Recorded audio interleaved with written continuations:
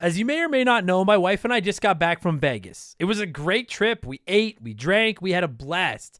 But then we got home and looked at the credit card, and I gotta say, it doesn't matter how much fun you're having, $25 for a drink is a ripoff. Frickin' Vegas. I hate getting ripped off, and so do the lads over at Harry's. They spent years watching the razor blade companies rip people off and said, no more.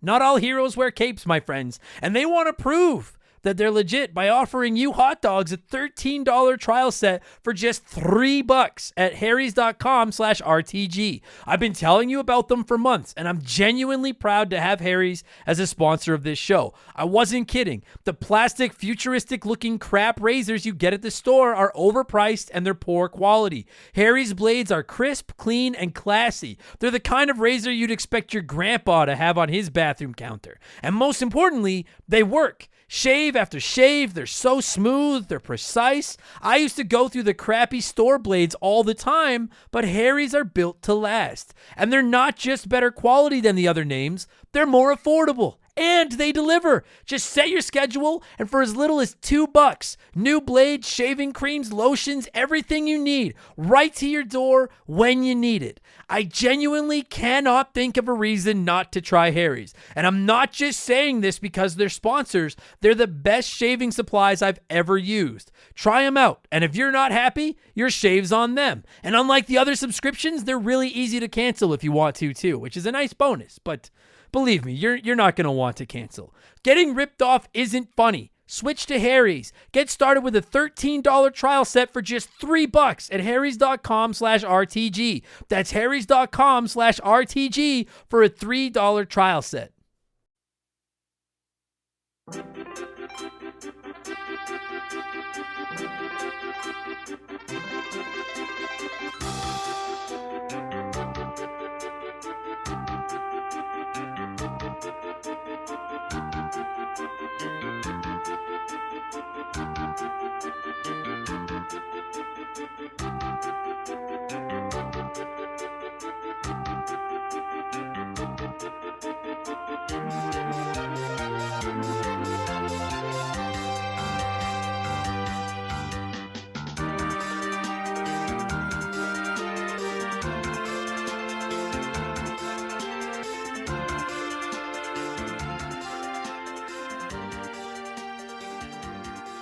What's up, everybody? Welcome back to Remember the Game. It is my retro gaming podcast where every week a buddy of mine and I sit down and we geek out about the games we played back in the day. My name is Adam Blank. Thank you so much for listening to the show. And this week it is episode 149, and it's a very special episode. We're talking Final Fantasy V, and we're doing it with a special guest. It's just exciting all around. Our guest is longtime supporter of the show and one of the names that I most frequently mispronounce when I give the Patreon shoutouts, Mr. Ben Bulliu. And Ben, I'm sorry, I probably butchered your last name again. I apologize. Back in December, when I did my 24-hour charity stream, Ben was one of the people that donated to it. And everyone that donated got entered into 2 draws. And one winner got to win a copy of whatever game they wanted. And the other winner got to pick a game to talk about on Remember the Game, and then was allowed to come on the show as my guest. I shouldn't say allowed. I mean, was invited. That's a much more elegant word. The other winner was invited to come on the show and talk about whatever game they wanted. Ben won that draw, picked Final Fantasy V. It took me forever to play it, so my apologies, Ben. But I finally did. We recorded the episode a couple weeks ago, and Ben fucking killed it. Very well spoken, great guest, really nice guy. Kind of balanced out my incompetence, and I think we turned out a beauty of a podcast this week. So Final Fantasy V is interesting because, just quickly, if you don't know, every time you talk about the fucking Super Nintendo Final Fantasies, you gotta throw this stupid little explanation there. Final Fantasy 2 and 3 on the Super Nintendo are Final Fantasy 4 and 6 in the Final Fantasy series. Not every Final Fantasy game made its way. I don't even know if they went to Europe. I know they didn't come over here to North America. So 4 and 6 were the second and third Final Fantasy games to come over here, so we got them as Final Fantasy 2 and 3. Final Fantasy 5 never came over here back in the Super Nintendo era. Many Final Fantasy fans, myself included, consider 4 and 6 to be amongst the best games in the series. I fucking adore both those games. And I've always wanted to play 5 because I was like, it's like that weird third kid. It's that third Super Nintendo era Final Fantasy game that I know I'm going to love if I just sit down and give it a chance. It was released here years after it came out as Final Fantasy V Advance. I believe it released on the PS1 too, in one of the Final Fantasy anthology collections. I played the Game Boy Advance version, so technically that's what we're going to be reviewing. From my understanding is it's very similar to the other ones. There's a little bit extra, but we're reviewing Final Fantasy V as a whole, and I've been so excited to play this game forever. It gets me kind of hot and bothered to think there's a Super Nintendo era Final Fantasy that I haven't played, and all I wanted out of it was another 4/6 or 2/3, whatever you want to call them. And yeah, we fucking got it. It's different, as we'll explain, but it's just as good. I put it right on par with the two Super Nintendo Final Fantasy games. I loved it that much. God, I wish fucking Square would just bundle Final Fantasy 4, 5, 6, put them on the Switch, and release them. Why not? We'll pay for them. I want these games handheld on my Switch. Fucking do it. So anyway, this game is fucking awesome. You're gonna hear practically nothing but good things about Final Fantasy V. And in case you're worried about spoilers, because I know some of you haven't played this one yet, the story's not very deep. It is a little weak compared to it's a lot weak compared to Final Fantasy 4 and 6, in my opinion.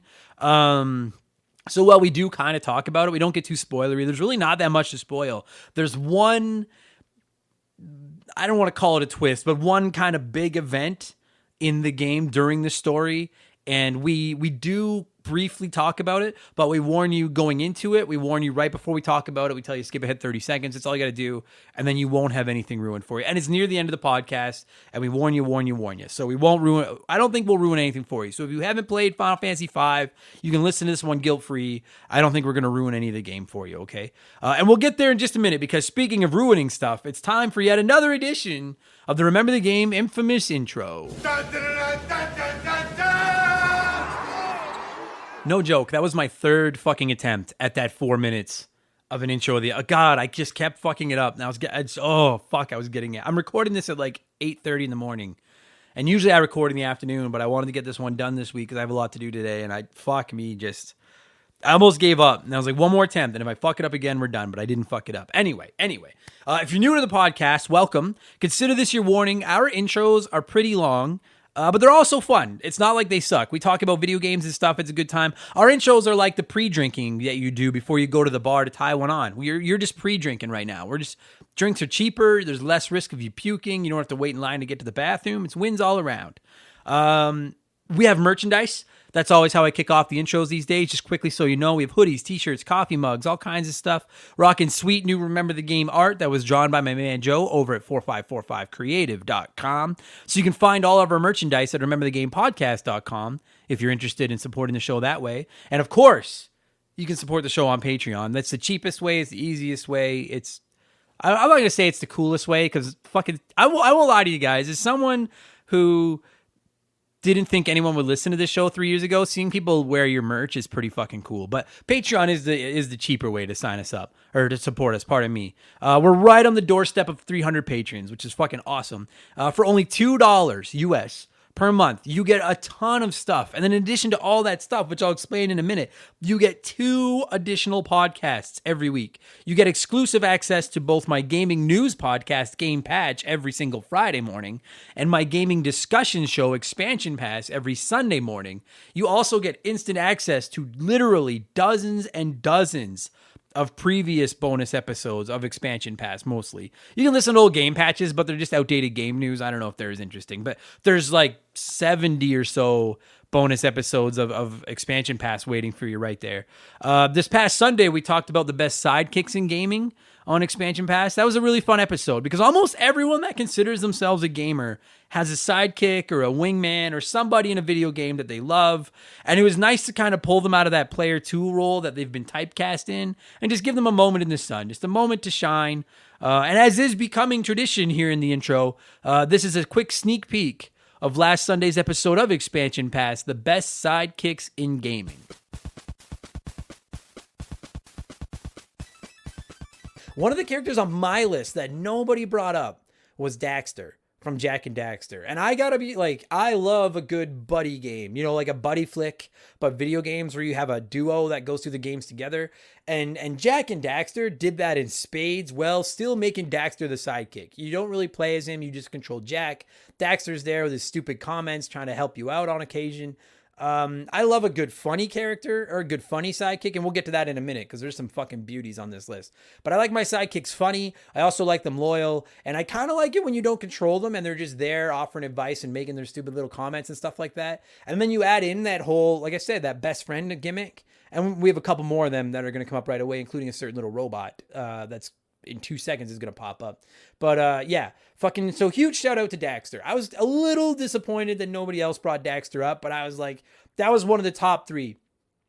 Diddy Kong, Daxter, and then the character I'm saving for the end of the podcast were the first 3 sidekicks I personally wrote down.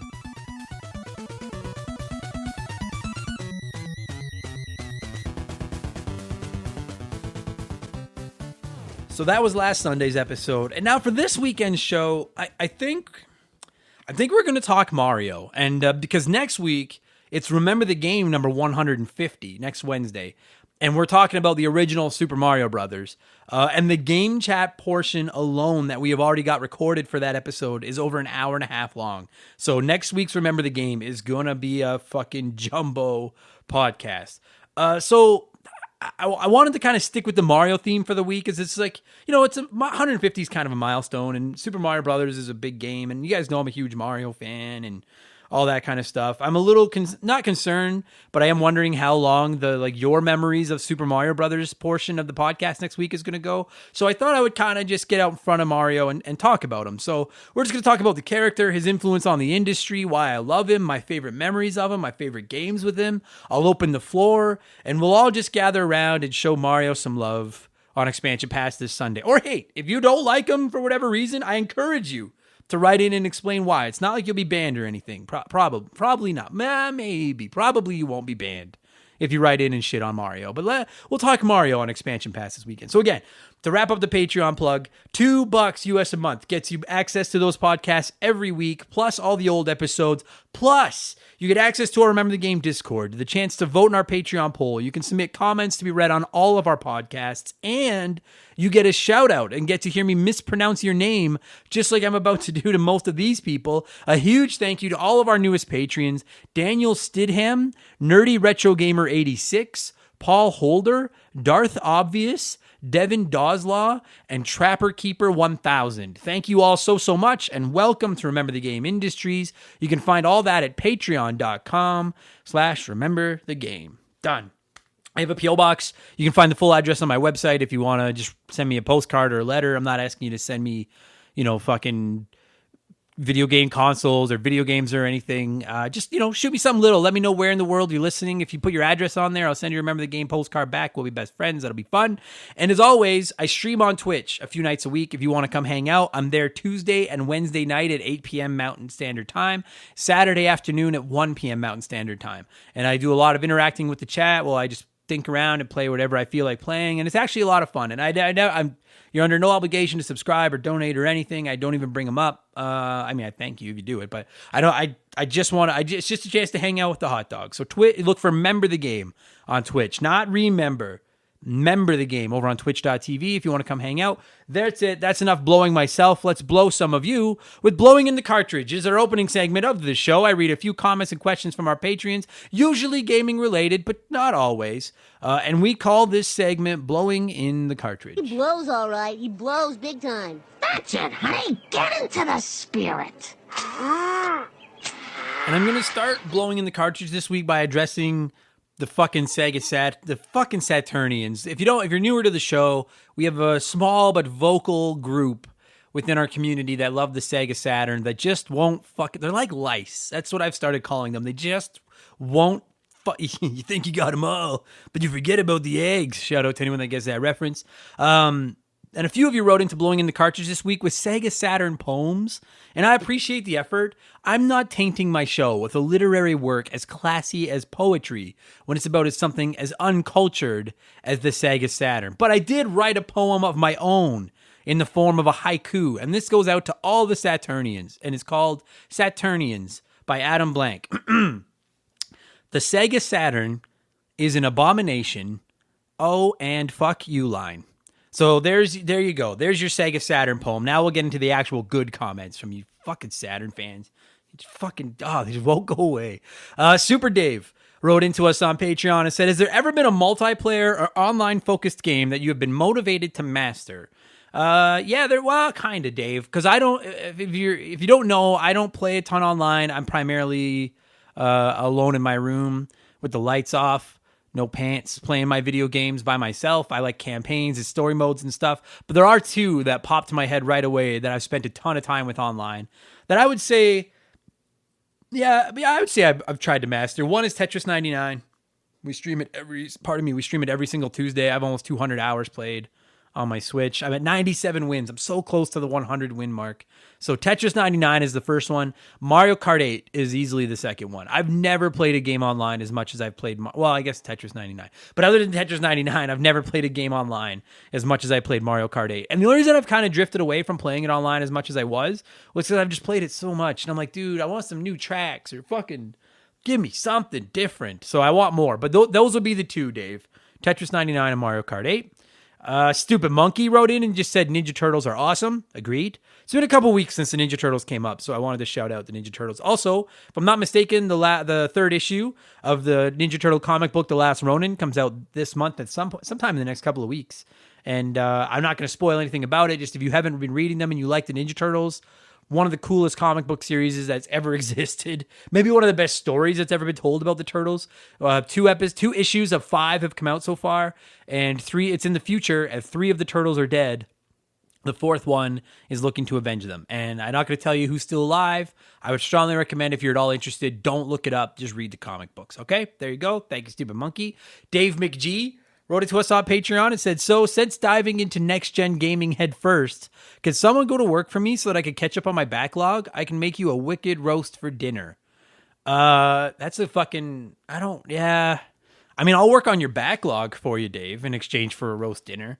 I'm not fucking going to work for you. Roast is pretty good. And you post a lot of food pictures on your social media. You might be a good cook. The reason I read this is because I've actually been kicking around the idea of an episode of Expansion Pass dedicated to backlogs.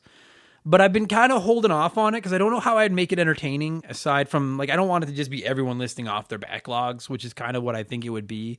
And the other thing is, I don't know if any of you feel this way, but, ever since stuff like Game Pass and PS Plus and all that shit, I've kind of just given up on my backlog. I just look at it as, I look at my backlog of gaming the same as, the backlog of movies. It's I'm never going to watch every movie that I would like to see. So it's or read every book that I want to read. I'm never going to play every game that I want to play.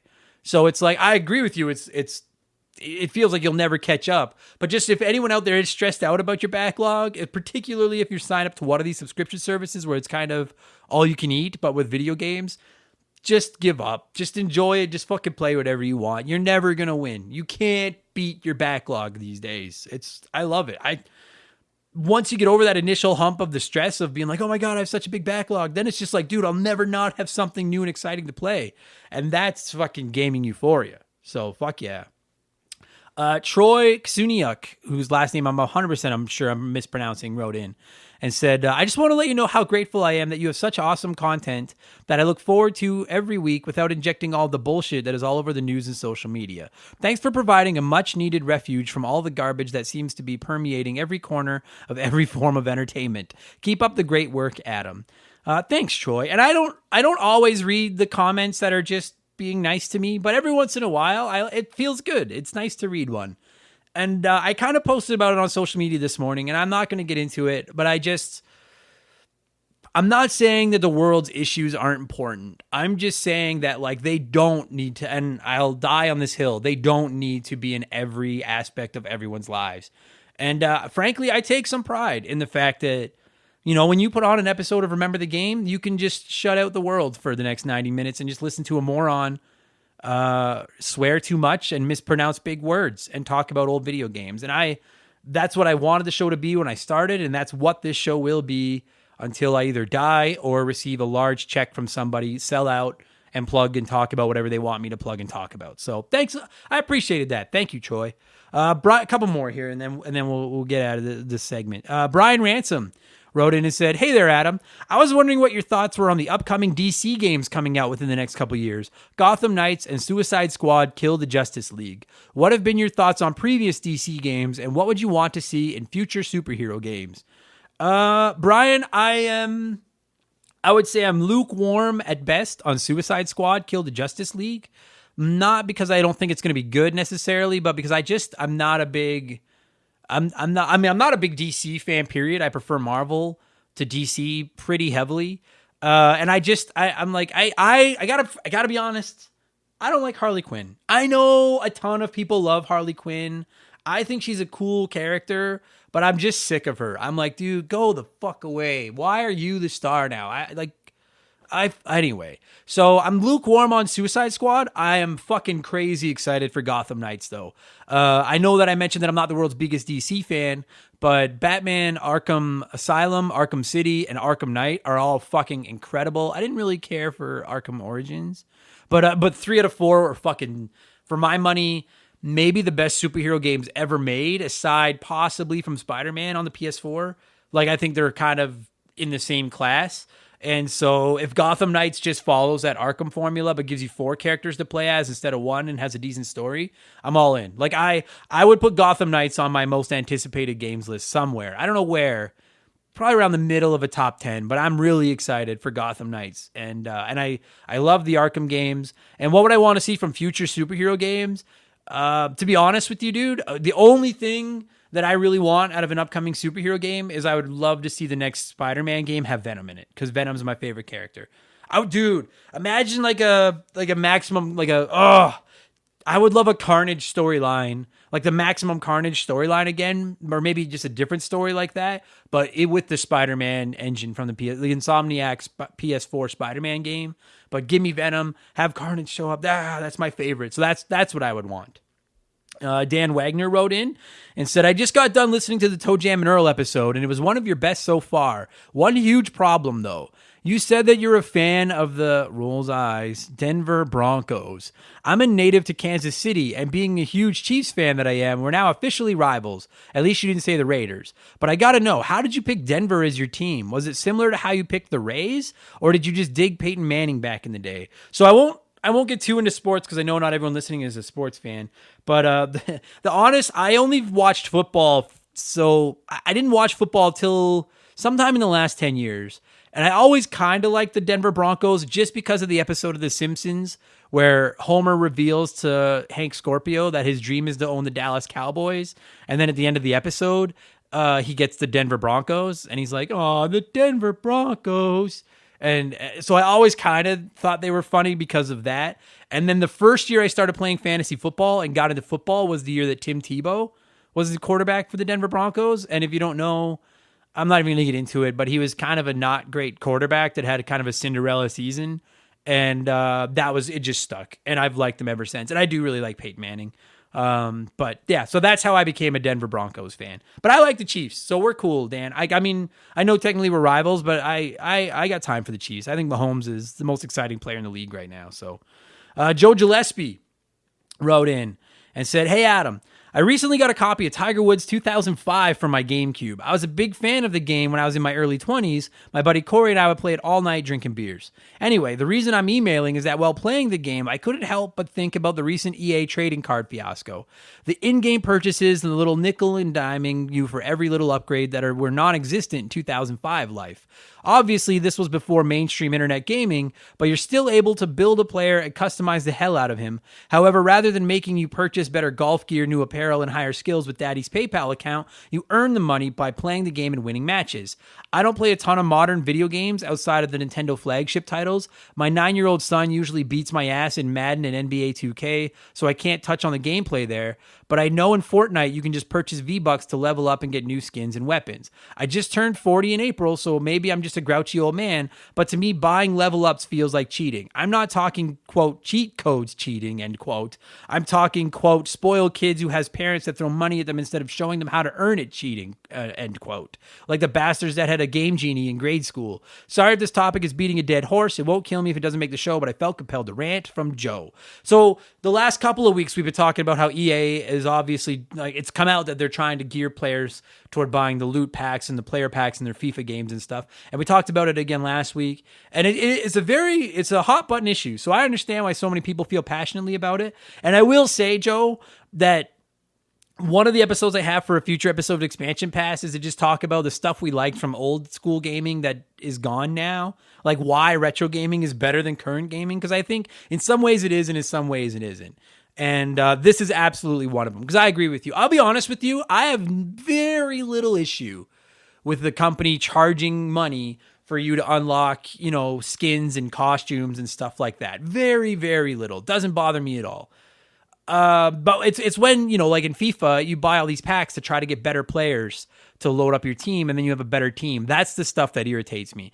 And I agree with you. If it's pay to win, if it's optional to pay to win, then I don't like it, and I don't agree with it. And I don't think we can full blown outlaw it, but I do think there should be more legislation put in place to let parents know that this is what's in this game. If your kid you buy this for your 8-year-old kid, and then they try to play it online, and then they're getting their asses kicked because they haven't spent any money on new players, and they're going to be whining to you about how they need you to spend some money on some new players so that they can compete. That's something they need to be warning players about. And that's what I have a problem with. And I agree with you 100%, Joe, on that. Also, you called out those spoiled kids that had Game Genies back when you were kids. I had that. I was the NES kid. We didn't have a lot of games, but we had a Game Genie. So I'm kind of I'm everything you hate. But thanks, Joe. I appreciate it. I agree with you, my friend. I agree. We are going to talk about that at some point on Expansion Pass.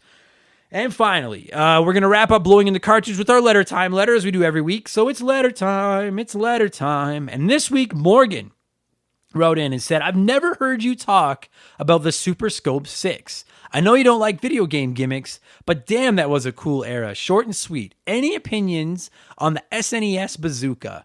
You know what, Morgan? Fuck yeah. I had a Super Scope 6 when I was a kid, and we had 2 games for it. We had the Super Scope 6 cartridge, that came with it that had like 6 shooting games on it. And then we had Yoshi's Safari, where it's like it kind of looked like a Mario Kart track, but you rode on Yoshi's back and he ran through the track and you shot at enemies that showed up. And if you've never seen it, guys, Google a picture of the Super Scope 6. It was the light gun for the Super Nintendo, and it literally was a fucking bazooka that you put on your shoulder. It was huge. I thought it was cool as a kid. I have zero interest in playing with it now. And I'll be honest, even as a kid, we spent more time just playing with it as a toy and like playing guns with it than we did actually using it on the Super Nintendo. I don't know why they thought that the gun for the Super Nintendo had to be fucking like 2 feet long, like this giant fucking bazooka that I'm sure tons of kids just broke because at the end it was just a hollow plastic tube. But I do have some nostalgia and a little bit of love for the Super Scope. That's a fucking, maybe we'll do best gaming peripherals on a future episode too. And if we ever do that, to be honest with you, Morgan, the Super Scope 6 will be pretty high on my list because I really like that thing. Yeah, fuck yeah. There you go. All right. That's going to do it. Thanks to everyone that wrote in this week. I know I can't read all of them and I always stress out about it. Feel free to send your comment in again and I'll try to get it on next week, or feel free to just shoot me a DM and I'll answer it over on the old Patreon service, which is where you can submit comments just like all those people did. That'll do for blowing in the cartridge. We're going to shift gears and we're going to get into our smash hit segment that we do every week. The official game show of Remember the Game Industries. Play one, remake one, erase one.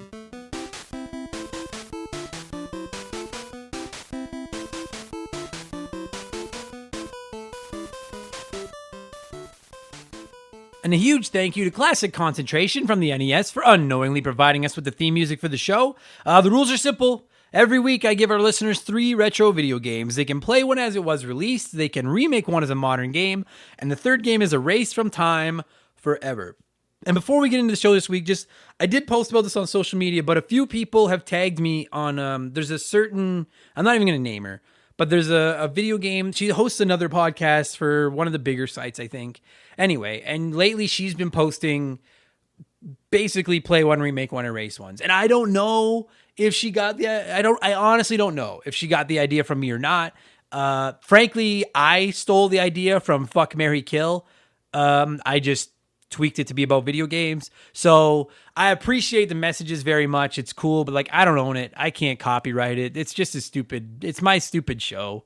So as far as I'm concerned, if someone that hosts a podcast that's sponsored by, I don't want to say a better podcast, because I'll be honest with you, I think we have a better show than a lot of those podcasts. I really do. But if one of these shows with a bigger corporation behind it, some money involved, is using an idea that we came up with, then that just means we're doing something right. So I'm not shitting on anyone that messaged me. I appreciate it, but I'm not going to call her out or go after her or anything. I don't really care. I'm like, yeah, go do your thing. If that's what you need to do, then you fucking do it.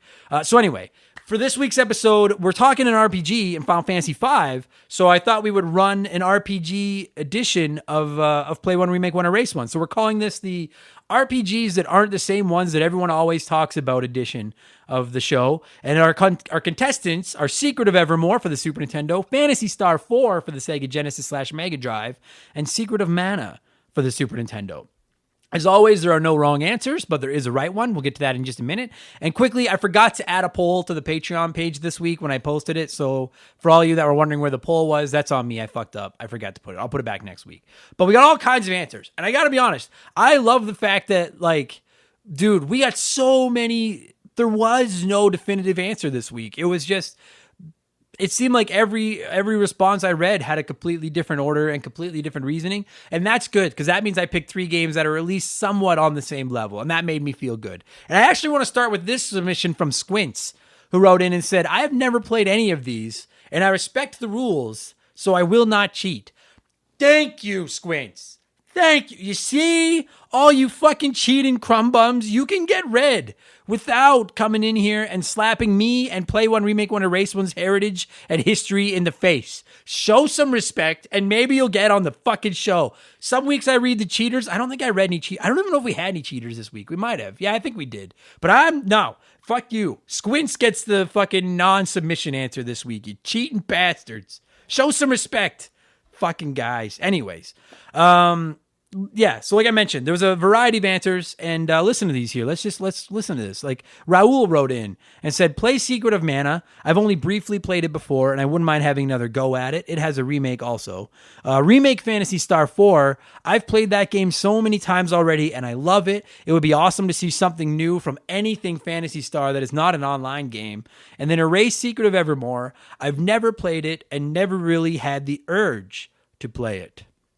So God, fuck, Raul, play Secret of Evermore. The problem is that it's not playable fucking anywhere these days. Even the ROMs don't seem to work half the time. But Secret of Evermore is great. Having said that, that's a good start. Yeah, sound logic for all 3. I understand not wanting to erase a game that you love and you played Secret of Mana and we're like, this seems kind of neat. I'd like to play this some more. I can get on board. I don't agree with your order, but I can get on board with your logic. That's one good answer. Let's keep it going. Corey Street wrote in and said, remake Secret of Evermore, a game I never got a chance to play being so young, but I loved the look and style. Play Phantasy Star 4, because I never have and I definitely want to. And get rid of Secret of Mana. It's a great game that I love to play, but it had its remake and it's time to shine. Time to give your brother Evermore the spotlight. Now, I can get on board with that too, Corey. And it's funny, there were actually a few people that said they would erase Secret of Mana for the exact same reason. They said they'd already played it.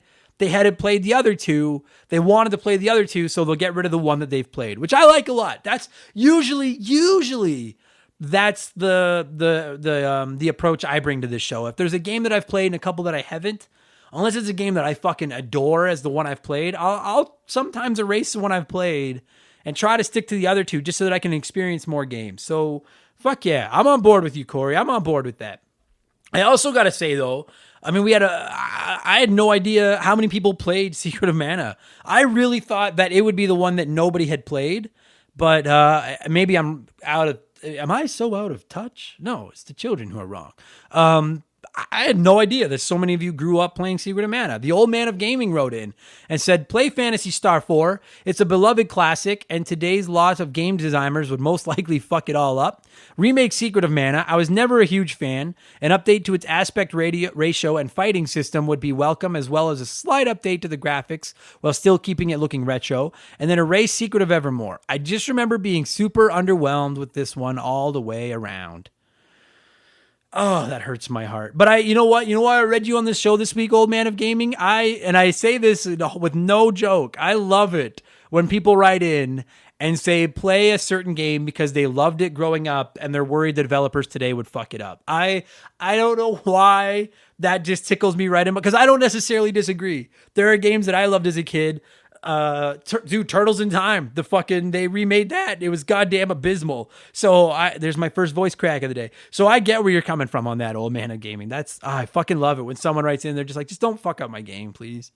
Seriously, Ron P wrote in and said, play Secret of Mana. I played it recently with my kids riding co-op, and it holds up beautifully. Where else can you do 3-player RPG gameplay? Remake Secret of Evermore, because I feel like a lot of people missed out on this one, and a remake would allow a new audience to be introduced to it. Erase Phantasy Star, because despite the fact that I haven't played it, I couldn't bring myself to erase either of the other two. And I've been there as well too, Ron, where I'm like, it's not that I want to erase this one, but fucked if I'm touching those two. You also brought up a good point.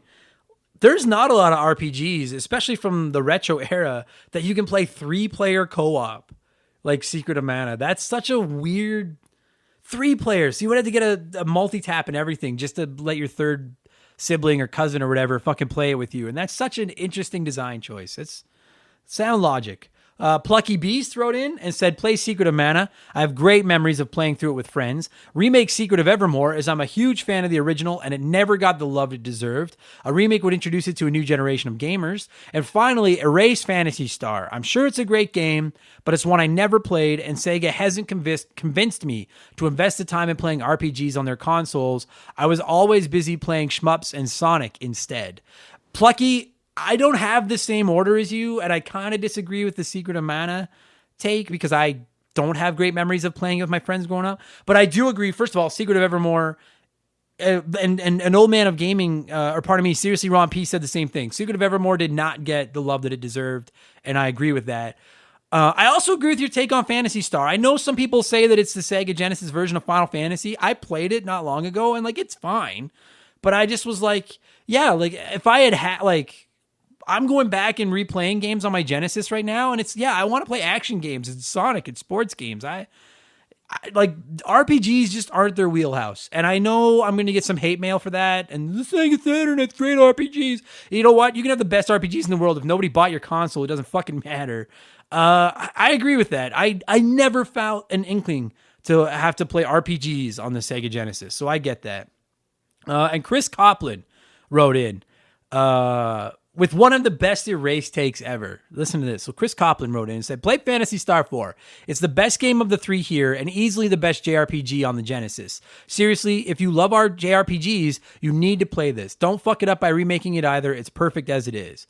Remake Secret of Evermore. The time concept here was great, plus it had great action RPG mechanics. Remake it in the same veins as Trials of Mana with some co-op with your dog partner, and it can be a lot of fun. A very interesting and fun game that gets overlooked because it wasn't Seiken Densetsu, some weird game, I don't know what that is, or Trials of Mana for those that can't pronounce good. Thank you very much, Chris. And then I love that you put that in there specifically for me. And then Chris would erase Secret of Mana. I know people love this game, but I just don't care for it. And even like the games that precede and follow it, or I even like the games that precede and follow it more. Plus, who makes 3-player co-op? Most people will have to deal with the third partner's dumbass AI unless they own a multi-tap. And if they do own a multi-tap, they probably have Bomberman, which is a much better use of your time. Goodbye, Secret of Mana, and don't let the door hit your ass. I love the idea, because I don't necessarily disagree that no one, if you did have a multi-tap, you wanted to play Bomberman. I would have. I didn't have a multi-tap, but had I had one, I would have wanted to play Bomberman.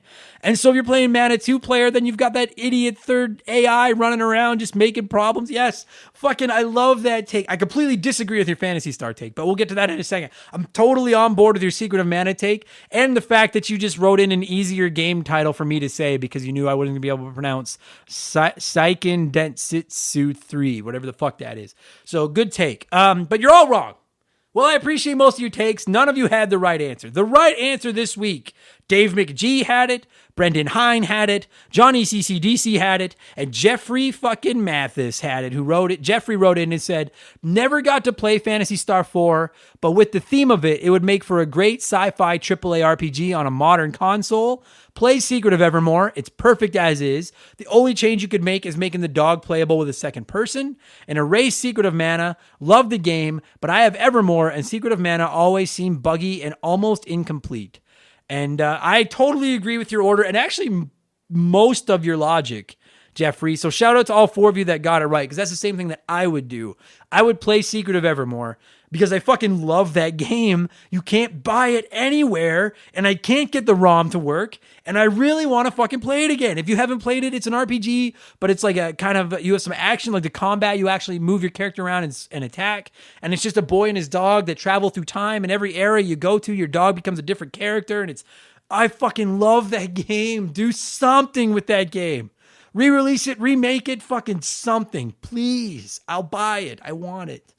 I would remake Phantasy Star 4 because I really want to like it, but I don't. I like the concept of it a lot.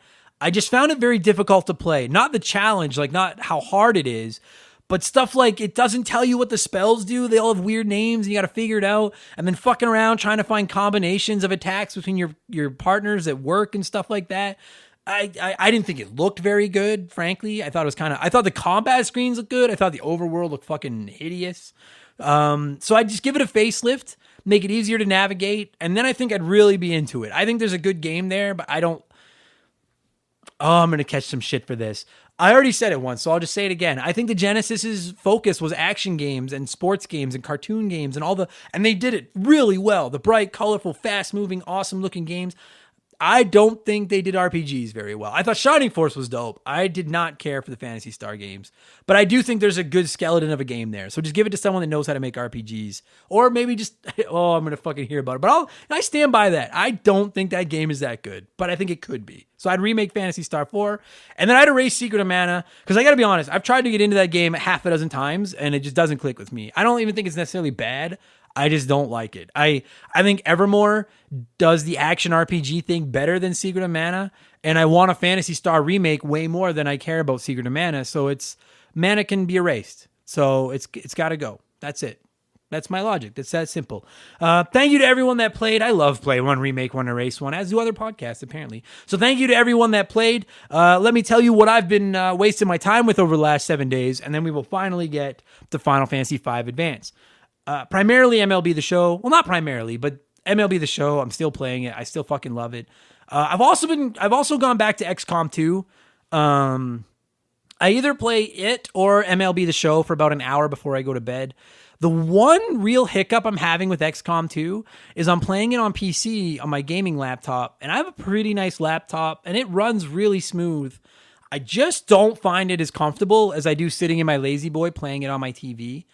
So I'm torn right now on if I'm going to go all in on my playthrough on my PC or if I'm going to wait for the next time it goes on sale on Xbox or PlayStation and then pick it up there. I haven't decided, but the game is fucking incredible. I truly think there's a chance by the time it's all said and done, XCOM 2 crawls into my top 10 of all time list. I think it's got a shot at it. I'm really digging it. I've been playing Resident Evil 7 because I really want to rank the Resident Evil games on Expansion Pass, and I've got 1, 2, 3, 4, 5. I mean, I've played 6, but I'm not finishing because that game fucking sucks. I've played the remake of 2. I would like to play the remake of 1. I have it on my Xbox. All I really have left to do is 7, 8, and 0. So eventually we're going to do a ranking. And I'm bad with scary games, but I've really grown fond of the Resident Evil series. And I got to be honest, as horrifying as Resident Evil 7 is, it's fucking exquisite. I'm really, really liking it. Other than the fact that it's scaring the shit out of me. So it's really good. And then I've been playing Parasite Eve, which I'm motoring through for Remember the Game because it won our Patreon poll last month. My apologies for the delay. Again, I had a really hard... If you haven't been listening to the show last couple weeks, I had a bitch of a time with the ROM of it, but now I have a PS3. I just bought it off the PSN. I've been inhaling it. I'm almost done. It's pretty neat. I'll save my thoughts for the podcast, but it's pretty neat. And that's what I've been playing over the last 7 days. And then a little bit of Picross. I really, after dinner, I play Picross on my Switch while I watch TV with my girlfriend. It's a very relaxing kind of puzzle game. It's awesome. So anyway, there you go. Okay, that's what I've been playing. Let's get into Final Fantasy V. As you know, I like to let you kids sound off before I get into the game chat itself. Guest House Productions wrote in and said, I have yet to play it, but I really want to. I have it emulated via the NES Mini, and I have the Anthology on PS1, which has this game as well. I'm looking forward to playing them soon. As you're about to hear, Guest House, I can only vouch for the advanced version, but holy tits do I vouch for this game. Play it. It's awesome. Super Dave wrote in and said, I've been looking forward to this one. I've played every Final Fantasy entry except this one, up to Final Fantasy 13. There's no reason why I missed 5, it just happened. I did play as Bartz on the Dissidia titles for the PSP, so I look forward to learning his origins and snagging this title on PSN to add to my Vita Island escape plan. Nice pull on the Vita Island reference. And I think this game would be fucking cash money on the Vita. The one thing, and I'm not saying that this is a problem, but I do remember getting Chrono Trigger off the PSN years ago, and I found the load screens to go in and out of the menu and stuff borderline game breaking. They were so fucking slow. I don't know if that's an issue with Final Fantasy V on the PSN or not. I'm just maybe throwing the warning out there. Just have a quick look. I'm just saying. I don't know if it's bad. Stupid Monkey wrote in and said, of all the Final Fantasy games, this was the only one to make a chocobo an actual character and not just a ride. It's fun, and I'm glad we eventually got it over here. I agree with everything you said, Stupid Monkey. And for the record, it's not like the chocobo is not like a playable character. They just give a chocobo like a name and make him matter, and he's awesome. Ninja Lunchbox 79 wrote in and said, most of my RPGs I played during the SNES era, most of my RPGs I played were during the SNES era, and it sucks that they never brought this one over when it was released. So you bet your ass I picked it up when it was released for the GBA. Good times. Fucking agreed. Great times. It's a fucking dude. Oh, I'm tempted to track down a GBA version of this game just to play on my GBA, because this would be such a perfect handheld game. Such a perfect game. And then finally, Keegs wrote in and said, I feel like Final Fantasy V gets kind of lost amongst the rest of the 2D Final Fantasies, and it shouldn't. The story is great. Exdeath is a cool, albeit a little weird villain. Plus, it was the first time we got a taste of the job system in the US, since we didn't get Final Fantasy III until it was remade on the DS. Boko is the best as well. I named my Chocobo in Final Fantasy XIV after him. I agree with all that, Keegs. It really is a shame that we didn't get it over here earlier, because like the job, and like we're going into the game right now, everybody, but the job system is the secret sauce. And it's not only secret sauce, it's secret sauce pumped full of like fucking heroin that you just get addicted to. The job system in this game is insane, and it is so fucking good, and I'll tell you about it right now. Let's cue up some Final Fantasy V music. And when I don't want to listen to it anymore, my guest, Patreon supporter, contest winner, good dude, Mr. Ben Bulliu, whose last name I can't pronounce, and myself will talk about Final Fantasy V Advance, which originally released in North America on November 6th, 2006. Enjoy the podcast, everybody. Let's go. This show is sponsored by BetterHelp. Everyone that listens to this podcast knows about our illustrious CEO, my dog Molly. But the other silent partner behind the scenes is my wife. And let me tell you, my friends, a 17-year relationship with another person that has to talk to and live with you is a lot harder to maintain than one with a dog. We've had our ups and downs, and as you all know, a relationship isn't all sunshine and rainbows. They can be a lot of work. You get out what you put in when it comes to relationships, and talking to a therapist can be a fantastic way to put in some work. They can help you work through your issues, learn to communicate better, and even just provide you with an ear to bend when you need it. I've talked to my therapist about my relationships, especially when it came to my stand-up comedy career and how much I was away from home, and they helped me work on ways to keep my relationship strong even when I was out on the road. It turned out our relationship was actually better when I was out on the road, but that's a story for another day. And I know, right? Therapy. Who has the time these days? BetterHelp hears you, and they're making it easy. Fill out a quick form online, and they'll match you up with a therapist that suits your needs and that'll work around your schedule. You pick the meet times, and you can get your therapy fix from anywhere, over video, phone, or just chat. Become your own soulmate, whether you're looking for one or not. Visit BetterHelp.com/RememberTheGame today to get 10% off your first month. That's BetterHelp, HELP.com/RememberTheGame.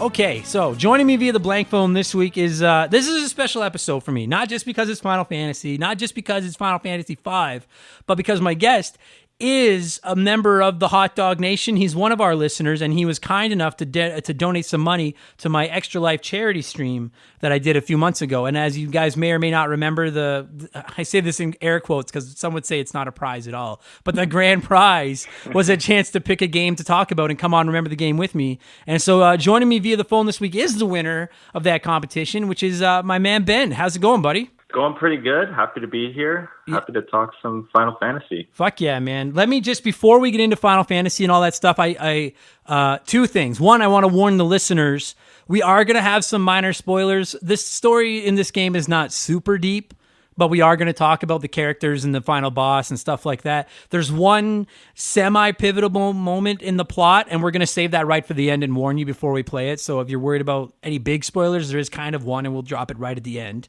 And second of all, Ben, I would like to say, first of all, thank you so much for supporting the charity stream a few months ago. It was dope. And second of all, thank you for your patience, because you and I have been emailing back and forth about this for about 4.5 months, and I finally finished. So thank you for being obviously generous and donating to my stream, and thank you for your patience. I appreciate it, my friend.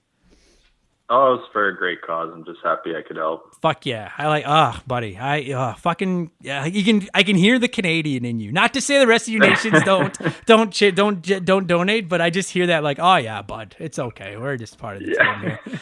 So I'll ask you then, dude, because I had never played Final Fantasy V until about 2 weeks ago when I fired it up for this podcast. So before we get into the game or anything, why'd you pick Final Fantasy V?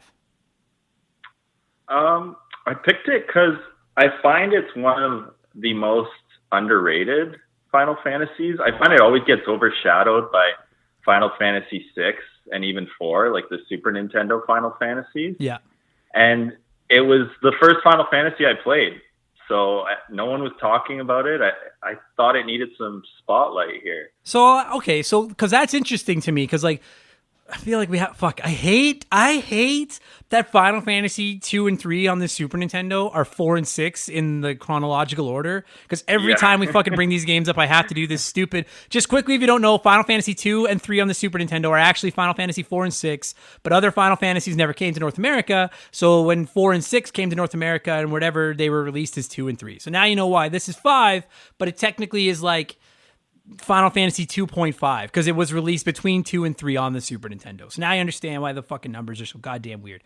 So then I gotta ask you, dude, because like this was it seems insane to me that this was your first Final Fantasy when so many of us, it's either like you're old like me and you grew up with 2 on the Super Nintendo, or you're a little bit old like me and you grew up with 3 on the Super Nintendo, or you're one of the masses that started with Final Fantasy 7 on the PlayStation. I don't think I've ever met someone whose first Final Fantasy was the weird one that never came here to begin with. So like, I assume that it was GBA was where you played your first Final Fantasy then. Yeah, it was kind of by accident. My grandma used to give me like a Zellers. Rest in peace, Zellers. But yes, a Zellers catalog, and she'd be like, "Oh, before Christmas, just circle like a couple things that you'd be interested in for Christmas." Yeah. So I circled. It was Final Fantasy 3, like the actual Final Fantasy 3. Yeah. A remake of it for the DS. Because at the time there had been a lot of hype about that, and that's the game I wanted. Okay. So Christmas rolls around. And I opened the box, but it's Final Fantasy V for the Game Boy Advance. I was like, God damn it.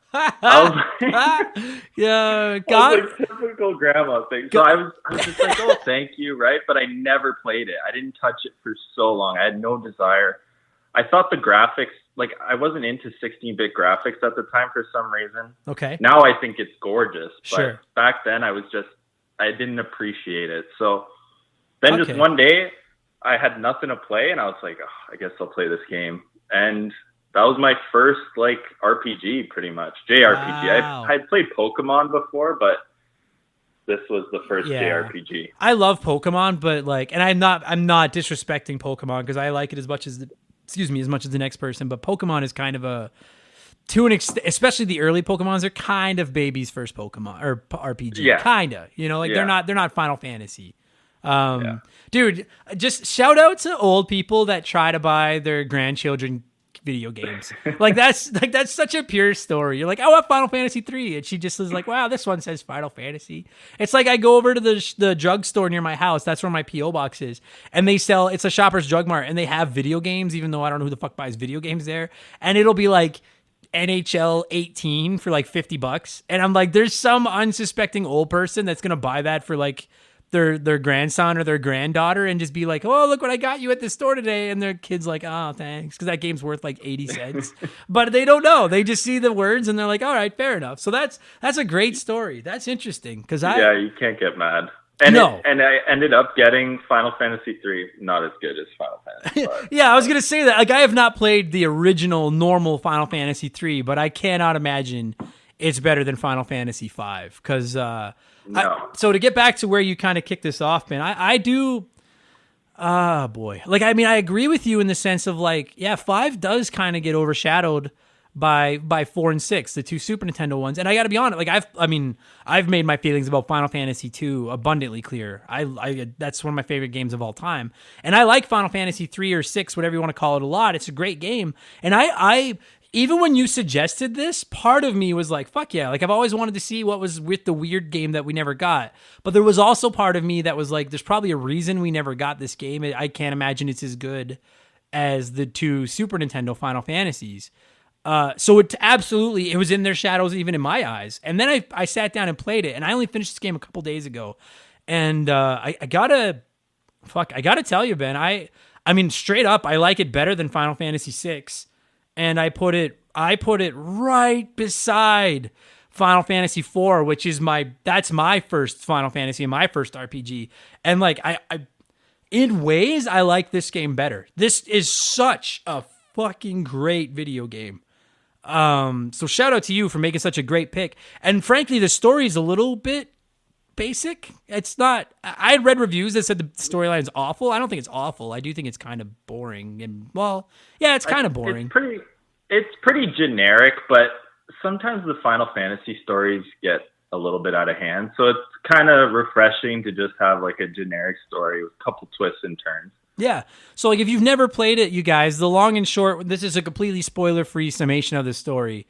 Although we are going to spoil some stuff later. I mean, okay. So basically you control a group of 4 heroes, and there's the 4 crystals, like there is in it feels like every Final Fantasy, at least from this era, had the crystals, like the earth, the fire, the whatevers.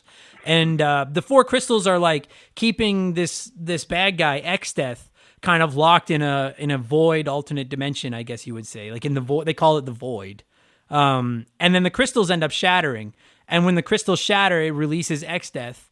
And inside the crystals are like and correct me if I'm saying anything wrong here, Ben, but like inside the crystals is basically, for lack of a better term, like the souls, I guess, or the spirits of like a bunch of like former fighters, and you get all these special powers out of these crystals, and we'll get into the job system in a minute. And basically you use these 4 heroes, you collect these shards of these crystals to give you all these different abilities and jobs, like to let you do different things, and you basically have to find a way to stop Exdeath from destroying the world now that he's out of the void.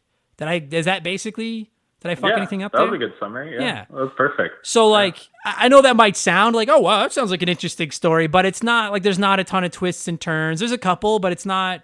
I will say, of the like, and I don't want to. We have no choice but to compare it to 4 and 6 because it is in that era. I do think it has the weakest of the 3 stories in that era. Personally, I don't know how you feel about it. It's not bad. I'm not saying it's a bad thing, but I think it's the weakest of the 3. I would say, on the story, but I really like the characters in this. Me too. And what I like is you stick with the same characters throughout the whole. Like, I'm not switching out people in my party. You know what I mean? Yes, dude. I cannot agree with you more on that. That's so like.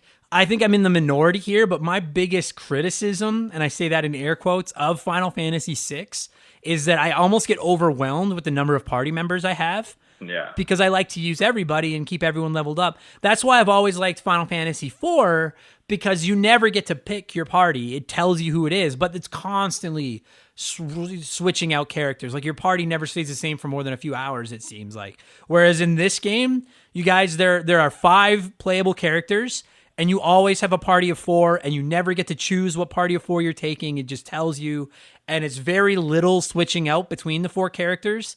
And dude, I can't agree with you more, because you really, first of all, you grow to like these 5 characters. And second of all, that's the big thing. Yeah, like you grow attached to them, you like the party, and I never get that sense of being overwhelmed where I'm like, oh my God, I'm not using Joe and I need to get Joe in the party and level him up. Do you know what I mean? Like, it's like, this is my group and I can do what I want with them.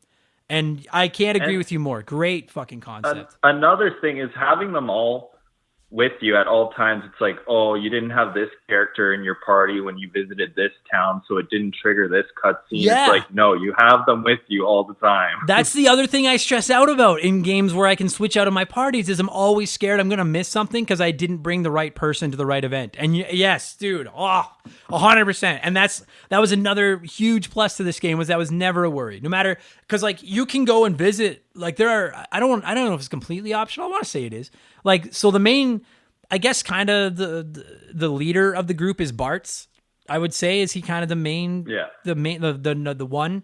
So he's kind of the leader of the group, and you can go back to his hometown. I can't remember if it's optional or not, but even if it is, whether it's optional or not to go back to his hometown doesn't matter. Like, I loved being able to visit different towns and different areas in this game and explore and never worry about missing something because I didn't bring the right person. Like, that was just such a godsend. When you walked into a town where one of your characters was known by everybody, then they all talked to that character.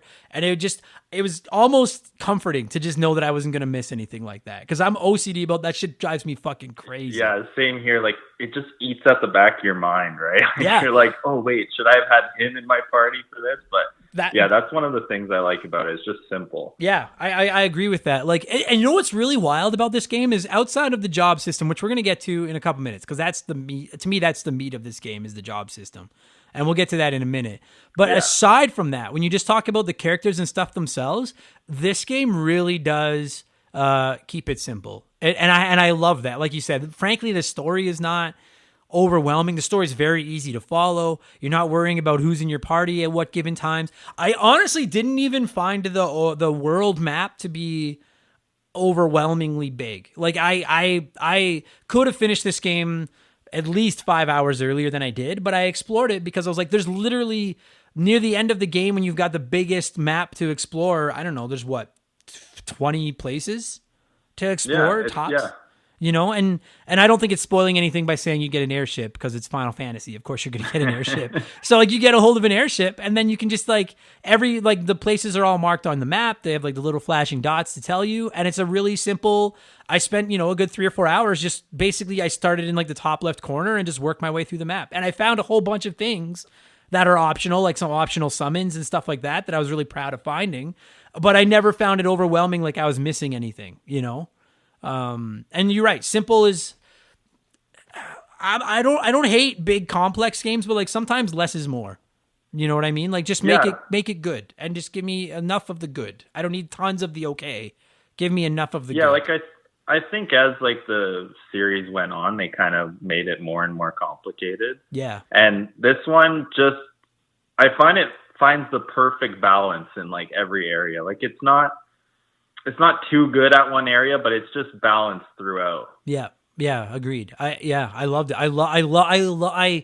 I adored exploring this game. And frankly, I'm not that guy. Like, by the end of most RPGs, period. But like, by the end of a lot of RPGs, I'm done with exploring, and I'm like, I want to beat it now. Like, I want to see how the end story ends. Yeah. And I want to move on. And this game, like, that's me. Like, the last 5-6 hours of an RPG, I'm like, okay, let's finish this. Yeah, exactly. You're like, okay, like I'm ready. I'm ready to move on. Whereas like, cause like, I feel like most RPGs hit a tipping point, and they almost kind of tell you that you're at a point where they're like, hey, by the way, like, you're ready to go fight the final boss.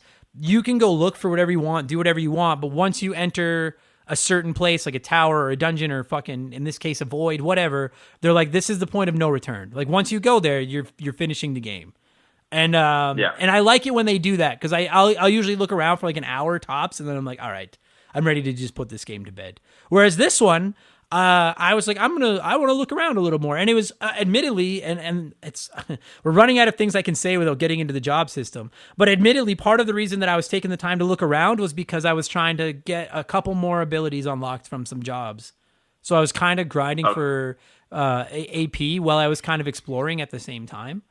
And then, sorry guys, I promise we'll get to the jobs in a minute. This is going to be spoilers now, so just so you know. One other thing is that I unlocked all 12 of the sealed weapons. Okay. And I don't know if did you get all? You can get all 12? Yeah, because there's 4 tablets. And then you just take all 4 tablets to the shrine and then put them on the thing. Every tablet you take to the sealed castle and put on the shrine. So you guys, just so you know, so there's these 12. They call them the I can't remember what they call them. Sealed weapons. They're like ultimate weapons, sealed weapons. Yeah. Like every Final Fantasy has them. Yeah. Every Final Fantasy has them. And so basically, yeah, there's these 12 weapons, and there's like a sword, there's a bow and arrow, there's a staff. Like they're all the standard Final Fantasy things. And there's these 4 sacred tablets sprinkled throughout the world. And you only, if I'm not mistaken, you only have to find one, but you can go find all 4. And with each one you find, you can take it to the castle where those secret weapons are, and you basically exchange the tablet, and then you're allowed to pick any 3 of the sealed weapons that you want in exchange for each of the 4 tablets. Which ones did you pick? Well, it's funny because now I'm saying it so I got all 4 tablets. I got 9 of the weapons. I never bothered going back to get the last 3 weapons because I knew I wouldn't use them. So are you not able, because you were surprised by that, like, are you not able to get the last 3? I grabbed my 3 and then I left. And I actually went back and tried to grab another one. It wouldn't let me leave the room. Oh. Yeah. Yeah. Because so there's 4 tablets, and so and with each of the 4 of them, not only do you unlock 3 weapons, but you also, one of the tablets unleashes Bahamut, the summon, and you have to go find him. One of the tablets unleashes Leviathan, the summon. One of them unlocks the most powerful white and black spell in the game, and one of them gives you... I can't remember what the 4th one gives you. I think it's just another spell, but I don't remember what the 4th one gives you. Yeah, but anyway, so I got all 4 tablets, and then the first 3 times... I actually had 2 tablets when I went to the castle where the 12 secret weapons are. And so I put my first tablet in the center of the level, and then you can basically go to these 12 different super powerful weapons and read the description of each one, and then it says, do you want this weapon? And so I took 3, and I think I just took the 3 swords. I took the main sword, and then 2 of the more the 2 karate swords. I can't remember what they're called. But you know what I mean? There's a katana, and there's Sasuke's katana. The sword's called Excalibur, I'm pretty sure. Yeah, it was the Excalibur, yeah. So I took 3 swords, and then 3 swords. I'm getting excited. I took 3 swords, and then I had another tablet, and I dropped it in, and then it let me pick 3 more items. And I think I took a dagger, I took a whip, and I took something else. I don't remember because those are the only weapons I really wanted. So I never took all 12, but I had all 4 tablets, and I took 9. Because and then when I got my 3rd tablet, I went back and I just put the tablet into the platform again, and it let me pick 3 more weapons. So you took the bow? Yeah. It looks like Yoshi's bow, but it's like Yoichi's bow. Yeah. I don't think I ever used it. Did you use it at all? No, I took it, but I never used it. Oh, really? Yeah. Well, okay, so so I don't think we got to talk about the jobs, because then everything's going to make a lot more sense. Yeah. So there's a ton of jobs in this game, and to me, this is not only the meat of the game. This makes up for the kind of bland story, and I was I completely fell in love with the job system. You start out as your 4 characters are just normal characters. They don't really have any powers. They just fight. And then quickly you get a hold of a few abilities, and so you can make a character into a warrior, where they're basically they fight. They use sword shields, they fight. You can make them into black mages. You can make them into white mages. And then you just, every time you find another crystal in the game, the crystal shatters, and then you pick up the little slivers of the crystal, and each sliver has another ability. And so there's dude, it hits a point where there's red mages, there's summon mages. Yeah, that's the best part. There's when that crystal shatters, it's like bad for the story, but you're like, oh yeah, new job. That's it. Yeah, every time I found a new crystal and it shattered, and everyone was like, "Oh no!" Like if these 4 crystals all shattered, then Exdeath is gonna come back and kill us all. And I was like, I don't give a shit. I get 3 more jobs. I can't wait to pick up these 3 shards of crystals and see what I'm allowed to do now. Because you're just stockpiling all these jobs, and any of your characters can use any job anytime they want. And there's Dragoon, there's like a Berserker, there's ones where you can tame animals and use them. There's a Blue Mage where you like learn abilities from the enemies, like basically anything. There's Bard, like fucking everything.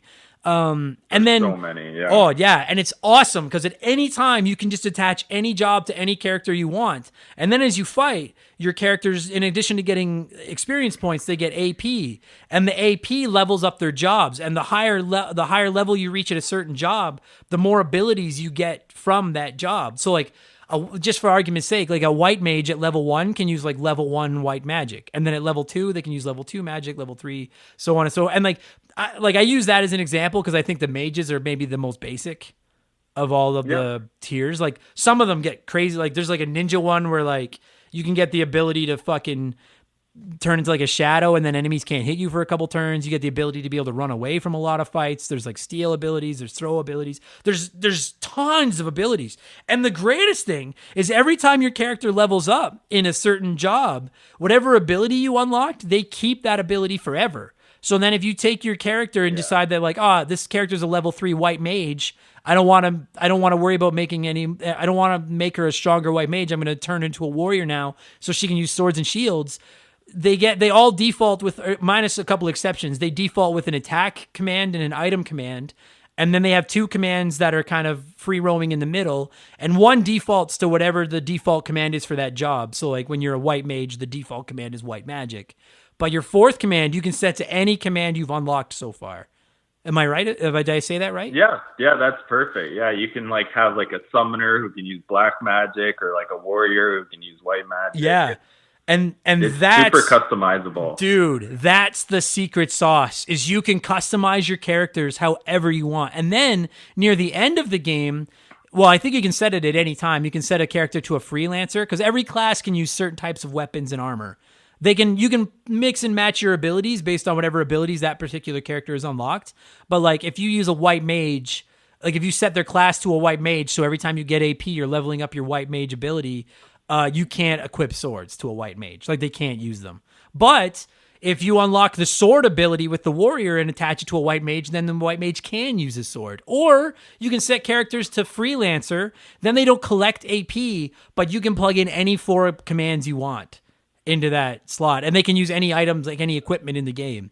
And yeah, that's like when you really become like, yes, you can really customize and get like crazy combinations going. It's so sick, dude. So like by the end of the game, you guys, we'll get into our end game builds in a minute because I'm desperately curious to know what you used. But like by the end of the game, 2 of my characters, because of my 4 character party, 2 of them were set to freelancers, where I wasn't even worrying about leveling up their AP anymore because they had 4 abilities that I wanted them to equip. So I'd give them these 4, like it was like attack. I would give them attack and item. You don't have to even give them attack if you don't want to, but I would give them attack and item, and then I would just plug in 2. We'll get into it in a second, our parties, but I plug in any 2 abilities I want. You can equip any weapon and any armor that you want. And this is what you've spent the whole game on, is grinding them out to make them into whatever you want them to be. And that's why, dude, I know I'm going to play this game again, Ben, because I'm like, I can build 4 entirely different characters than I built this time. Like, there's no rules. And that's so sick. Sorry, I know I kind of monopolized the microphone there for a minute, but God, the job system is good.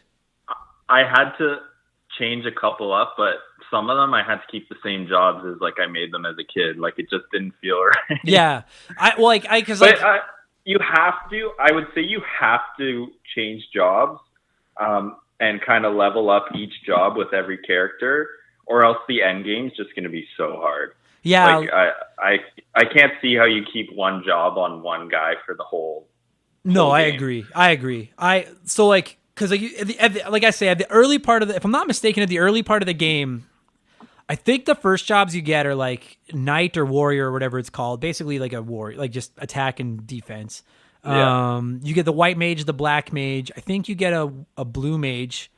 And then I think you get like the ninja or I think it's the ninja where they can attack barehanded, like they can throw the two fists. No, that's monk. Monk, that's what it is, monk. Yes.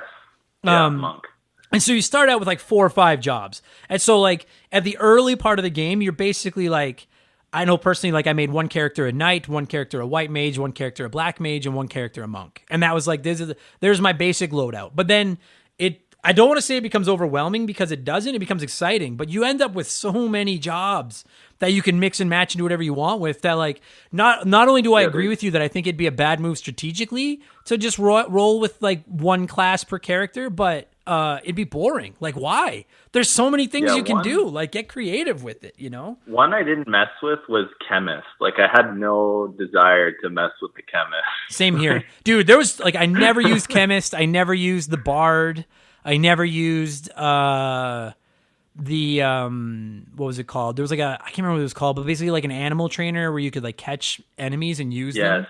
I never used that one. There was one I used a bit to get the ability to walk on like any type of floor that would hurt you normally, like lava. Yeah. Like there's one section in the game where you're walking on lava. Yeah. And I just used it to get that ability, and then I was done with that job. Well, because I did the same thing because there's one ability, I think it's the thief. And when someone in your party is the thief, you can hold B and basically move at like 4 times your regular speed on the overworld. And I used one character just long enough to get that ability and then took it off. But I equipped that ability just so that I could run around the map to move faster. And I was like, oh my God. Abilities it's a nice that you just want. Yeah. And so, and again, it's dude, like by the end of the game, a couple of my characters probably had 20 abilities that they could pick and mix match however they wanted. And I thought that was so dope. I would recommend, at least this is how I played it. I didn't look up a walkthrough for how to beat the game because I didn't want to know. But I did look up, originally I looked up the instruction manual because I played the GBA version. But the instruction manual only tells you what the first 3 abilities for every class are. And then after that, it's a crapshoot. And I didn't want to spend 20 hours leveling up characters to find out that like they're late, because like the end of class abilities sucked. So I did look up a master list of what abilities every class had the whole way through so that I could kind of strategize and figure out how I wanted to build my characters. I don't know if you did that, but I would recommend. Yeah, I looked up a couple abilities, but only near the end of the game. Okay. Yeah. Because like a couple that I needed for the end. There's a couple abilities like okay, so I'll give you the honors. I'd love to know. So now we've explained kind of how the class system works. I would like to know, because you said you just finished this game like a day ago. What was your loadout? Do you remember? Yeah, I had Bart's was a ninja. Okay. So he had the throw ability. Yeah. And then I can't remember what his other ability was. But then I had Lena, who was a ranger. That's the one with the bow. Okay. And she had rapid fire and white magic. Okay. I don't know if you know that rapid fire ability. No, I never used the ranger at all. The rapid fire is like you can use it on any character, right? Like we mentioned with the job system. Yeah. But it attacks like 5 times per turn. Oh, sick. So your attack's a little bit less powerful, but you attack 5 times. And with that Yoshi's bow, it has like a 70% chance of a critical hit. So like in those 5 hits, you're getting multiple critical hits. Oh, so vicious. She was like, yeah, really powerful. Yeah. And then I had Krill. Yeah. Krill? Is that her name? Yeah, Krill. She was a samurai, so she could throw like the Jill, Zenigage, they call it, or Jill toss. And then she had white as well. White. I had 2 white, 2 people that could do white magic. Okay. And then I had Ferris as a black mage with summon. Okay. Dude, I gotta tell, like, I wish you guys, I hope you can hear it in my voice. I legitimately have like this big smile on my face because your team is like completely different from the team that I wrote. Okay, and we both beat the game. That's what's great about it, and though. that's what makes this game just a masterpiece. Is I'm hearing that and it makes me want to play it again right now just to build a different team and just try out a whole bunch of different. Holy fuck, that's sick. So I rolled. Bart's was primarily just a warrior, like just a tank. Okay. But then I also gave him the Mystic Knight ability so that he could use Spellblade on his weapons. And then Yeah. near the end of the game, I never gave him a shield the entire game. I let him roll two-handed the whole game. So, and then I found the Brave Blade, which is like this super powerful sword that I didn't even know existed. And I found it completely by accident. And it starts out, it's more powerful than the Excalibur, but it goes down in its attack power every time you fleed from a battle during the game. So once I found it, I did not run away from another fight. And then, so he was swinging two-handed. That's funny. What's that? I only found out you could run out of the battle like when I was fighting the final boss. I randomly clicked L and R, and my guy started running backwards. And I was like, "No way!" What? Oh, fuck! I guess if it's that's so sick. That's just like drilled into my brain from playing Final Fantasy II as a kid on the Super Nintendo. Yeah. But so Bart's had Spell Blade, so I could put like Holy or Flare on a two-handed Brave Blade attack. So he was hitting for like 8,000 by the end of the game. Oh my god! So he was my beast. And then, what the fuck's the name of the girl right under Lena? Lena, yeah. Yeah, so Lena was my white mage almost the entire game. And that was almost all I taught her. But then I started making her into a time mage because my plan was to just give her white magic and time magic because I love to use haste on my team. But then when I looked at what the final abilities for every class was, if you level a red mage up all the way to the final level, which takes 999 AP on that final level, then the red mage gets the dual cast ability where you can cast 2 spells on a turn. So yeah, I only found that near the end of the game. I was like, yeah, God, I wish I grinded for that. It was too late at that point. In the final dual castle, cast is... in the final dungeon, I grinded for about an hour and a half. Just to make sure she had dual cast. And then I made her freelancer, loaded her up with like a real sword and shield and armor and everything, but then gave her white magic and dual cast. Oh no, she was a mime. I made her a mime because I found the mime job. And if you don't know a mime job, you'll copy whatever the last person did, but you can also plug in 3 other abilities. And so I made her mime with white magic, time magic, and dual cast. And then I could mime whoever attacked before her if I just wanted her to attack. Or I could dual cast any white magic or any time magic that I wanted. So then she was just healing everybody and hasting everybody. It's the best build system. It's so sick. It's so sick. Yeah. I fucking... Creel to me... Creel was my summoner. Like straight up, like world-class summoner. And basically all she did was summon Bahamut or... Phoenix or that's Leviathan. what Ferris did for me. Yeah. And then Ferris, I made primarily she was a ninja build most of the game, but then at the end of the game, I made her a second mime. And so she had mime, throw, items, and then I think white magic just in case I needed heal. But most of the time, she would fall in right after Creel. So Creel would cast Bahamut, and then she would mime Bahamut and do it again. Did you summon like Golem at all? Yeah, I did. So I missed some summons, but I got Golem as an optional. But I didn't do anything with it. I didn't get what he did. Like, does he do anything good? Yeah, he really helps in that final. Any kind of like physical attack, he'll block it fully. Take all the damage. Oh, I never used it. All I really used for summons, I used Titan forever. And then once I started getting better ones, then it was Bahamut, Leviathan, and Phoenix. And I just used the 3 of them basically in rotation. Oh, yeah. I had Odin. I never found Odin. Oh my god, I love this game. There's so much to do. What the fuck? And actually, you can get Sildra. Ferris's like dragon, like that water dragon. Yeah. Oh wow, I didn't know that either. I never got that either. Boat. Yeah, you can get her. Oh, I would have gotten that just to save that poor dragon. I didn't know that you could. Ah, fuck. Dude, that's so sick that you and I beat the game and had completely different loadouts. Completely different. Oh, the other ability that I gave the 4th character, the Lena, was the throw ability. Just so that I could whip all those ninjas. Because that throw does so much. Especially if you're stockpiling shurikens. Yeah. And then you much like in the other Final Fantasies, you can throw all your weapons too. So I never sold any old swords or anything. I kept them to just throw them at enemies. But yeah, it's guy, I sure hope that the enthusiasm over the job system comes through. Because and we didn't even get into for a little while I was developing a Dragoon and then I was like, this kind of sucks.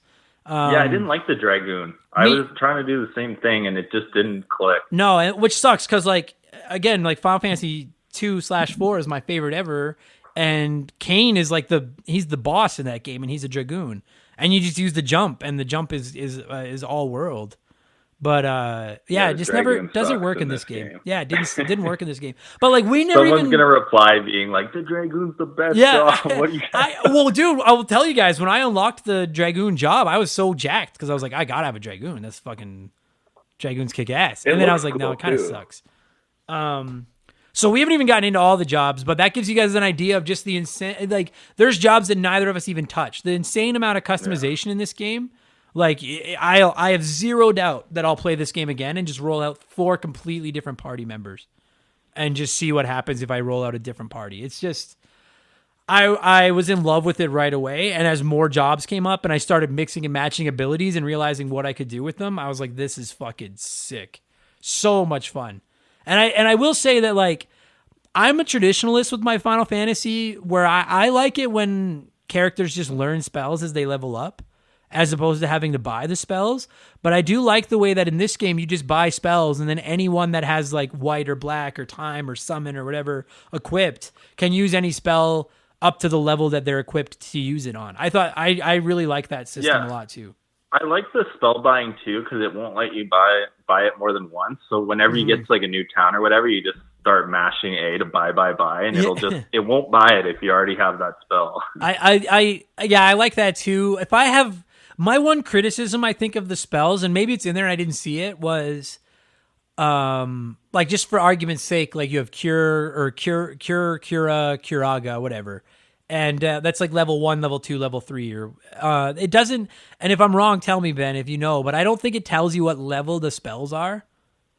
And so there are some spells where, like, I don't know how many more levels have I got to grind this character before they'll be able to cast that spell. Do you know what I mean? Yeah, I had that actually, because I switched Krill to a white mage, and I grinded white mage with her for a bit and got to like white mage level 3, but I couldn't.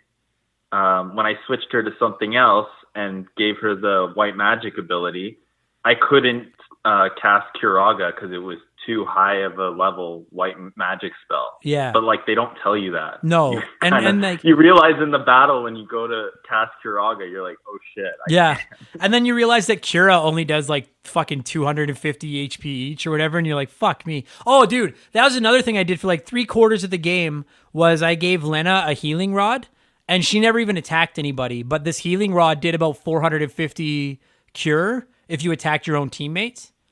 And so then I would every time it was her turn, she just attacked one of my teammates. I basically took her out of the equation for doing damage. But she kept my characters alive without casting an EMP. Did you cast Cure like on everyone at once? Or did you do one at a time? No, normally I cast it on, unless somebody really needed it, I cast it on everybody at once. Or, on everyone at the same time, yeah. When you get to the higher levels, though, he still doesn't top everyone off. No. Even with Curaga. No, but that was where that dual cast and then casting Curaga on everyone twice. I never got the dual cast. Oh, it was like, I felt invincible. And then, like, we had a couple instances, because, like, I'd like to get into the difficulty of this game a bit, because I'll be honest with you, I found about 80% of the game to not be too hard. And then I got into the odd fight where I got murdered and had to completely re-strategize or replan what I was going to do. But I found most of the game easy. Once I got dual cast, almost breaks the game. Because like I gave her dual cast, and then even if a bunch of characters on my team died, I would just use dual cast and cast Arise twice, which not only brings someone back from the dead, but gives them full health. Arise is the best. Yeah, it's like Life 2 in the old games. And so I'd cast Arise on 2 characters at once, and now instantly I'm back to having 3 characters alive. Like, it was almost game breaking. Yeah, I needed that dual cast. As a kid, this game was like the hardest game I ever played. I'd believe that.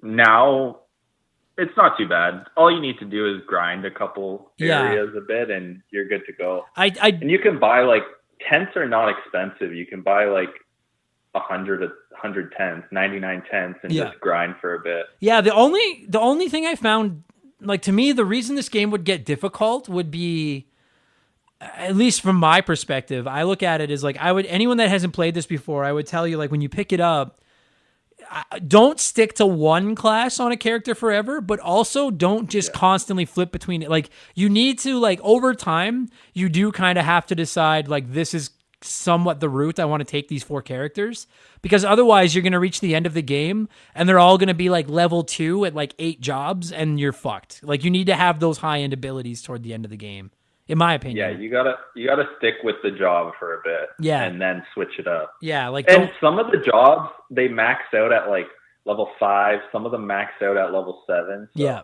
Yeah, dude. Some of them you can get max job level really quickly. Yeah, you can. Especially, like, there's a couple of points in the game, especially toward the end, where you'll realize that, like, oh, these fights in here aren't too hard. There's a town right there where I can go recharge and restock on supplies and save, and I'm getting like 10 AP per fight, which is a lot. Yeah. And then you realize, like, just hang out here and grind a bit. So I would recommend, if you've never played, I mean, we're not even done talking yet. Like, I would recommend the fuck out of this game, but personally, I would recommend looking up, if not don't look up a full walkthrough, but look up a guide to what the jobs can do as they level up, because that can really influence your decisions. And then about halfway through the game, you've got most of the jobs unlocked. That's when I would kind of lock in a plan and try to stick with it. It's never going to be unbeatable, but you're going to end up having to go back and grind a whole bunch if you fuck it up, and that just gets annoying fast. That's all. Yeah, I played on a emulator, and I had like on my controller, I just set one of the buttons to be like fast forward, like ×2, so that when I would grind, I would just have ×2 speed going, just grind. That's a good idea. Saved me a lot of time. Yeah, because there was a couple, like, I listened to a couple podcasts a couple of nights just grinding away, trying to unlock a couple abilities. Dude, actually, so I'm not going to lie to you guys. Like, we've been talking for 40 minutes, and I don't think we've spoiled very much. So we are going to get into some minor spoilers. We're still saving the giant spoiler for the very end, so I'll warn you guys before the giant spoiler happens. But near the end of the game, when you're ready, like, because like we were saying earlier, games hit a point, most RPGs hit a point where they basically tell you, like, hey, you can go fight the final boss anytime you want, but once you enter this area, there's no coming back. And this game does that because Exdeath, the big bad guy, is like coming out of the void, and then you got to go into the void to go fight him. But maybe my biggest criticism of this entire game, Ben, is that these void points are all over the world map, and all you have to do is fly into one to then go into the void and go fight him. But like your airship fucking moves, and it doesn't, like, you don't, like, if you fly into one of these giant void points on the map, it doesn't tell you, like, oh, turn around now or you're going into the void. You hit it and that's it. You're into the void and you can't get out. Like, it sends you to the final castle. No, you actually can. You can get can out. You?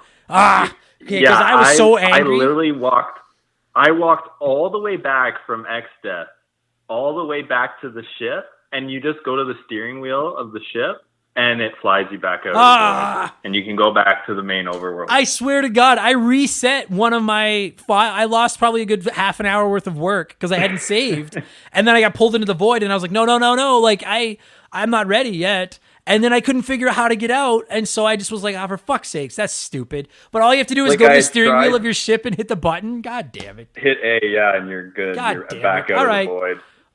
Fucking criticism redacted. I take that back. Fair enough. You win this round. Yeah, because I was having a hard time with the final boss, and I'm like, can I even get out of here? Like, there is a good grind spot in that void, though, where you have, like, unlimited heals, like in the town where everyone's kind of paused. Yeah. Yeah. But, I was like, really? Am I stuck here? I'm like, I kind of want to go back to the overworld, get a couple more items.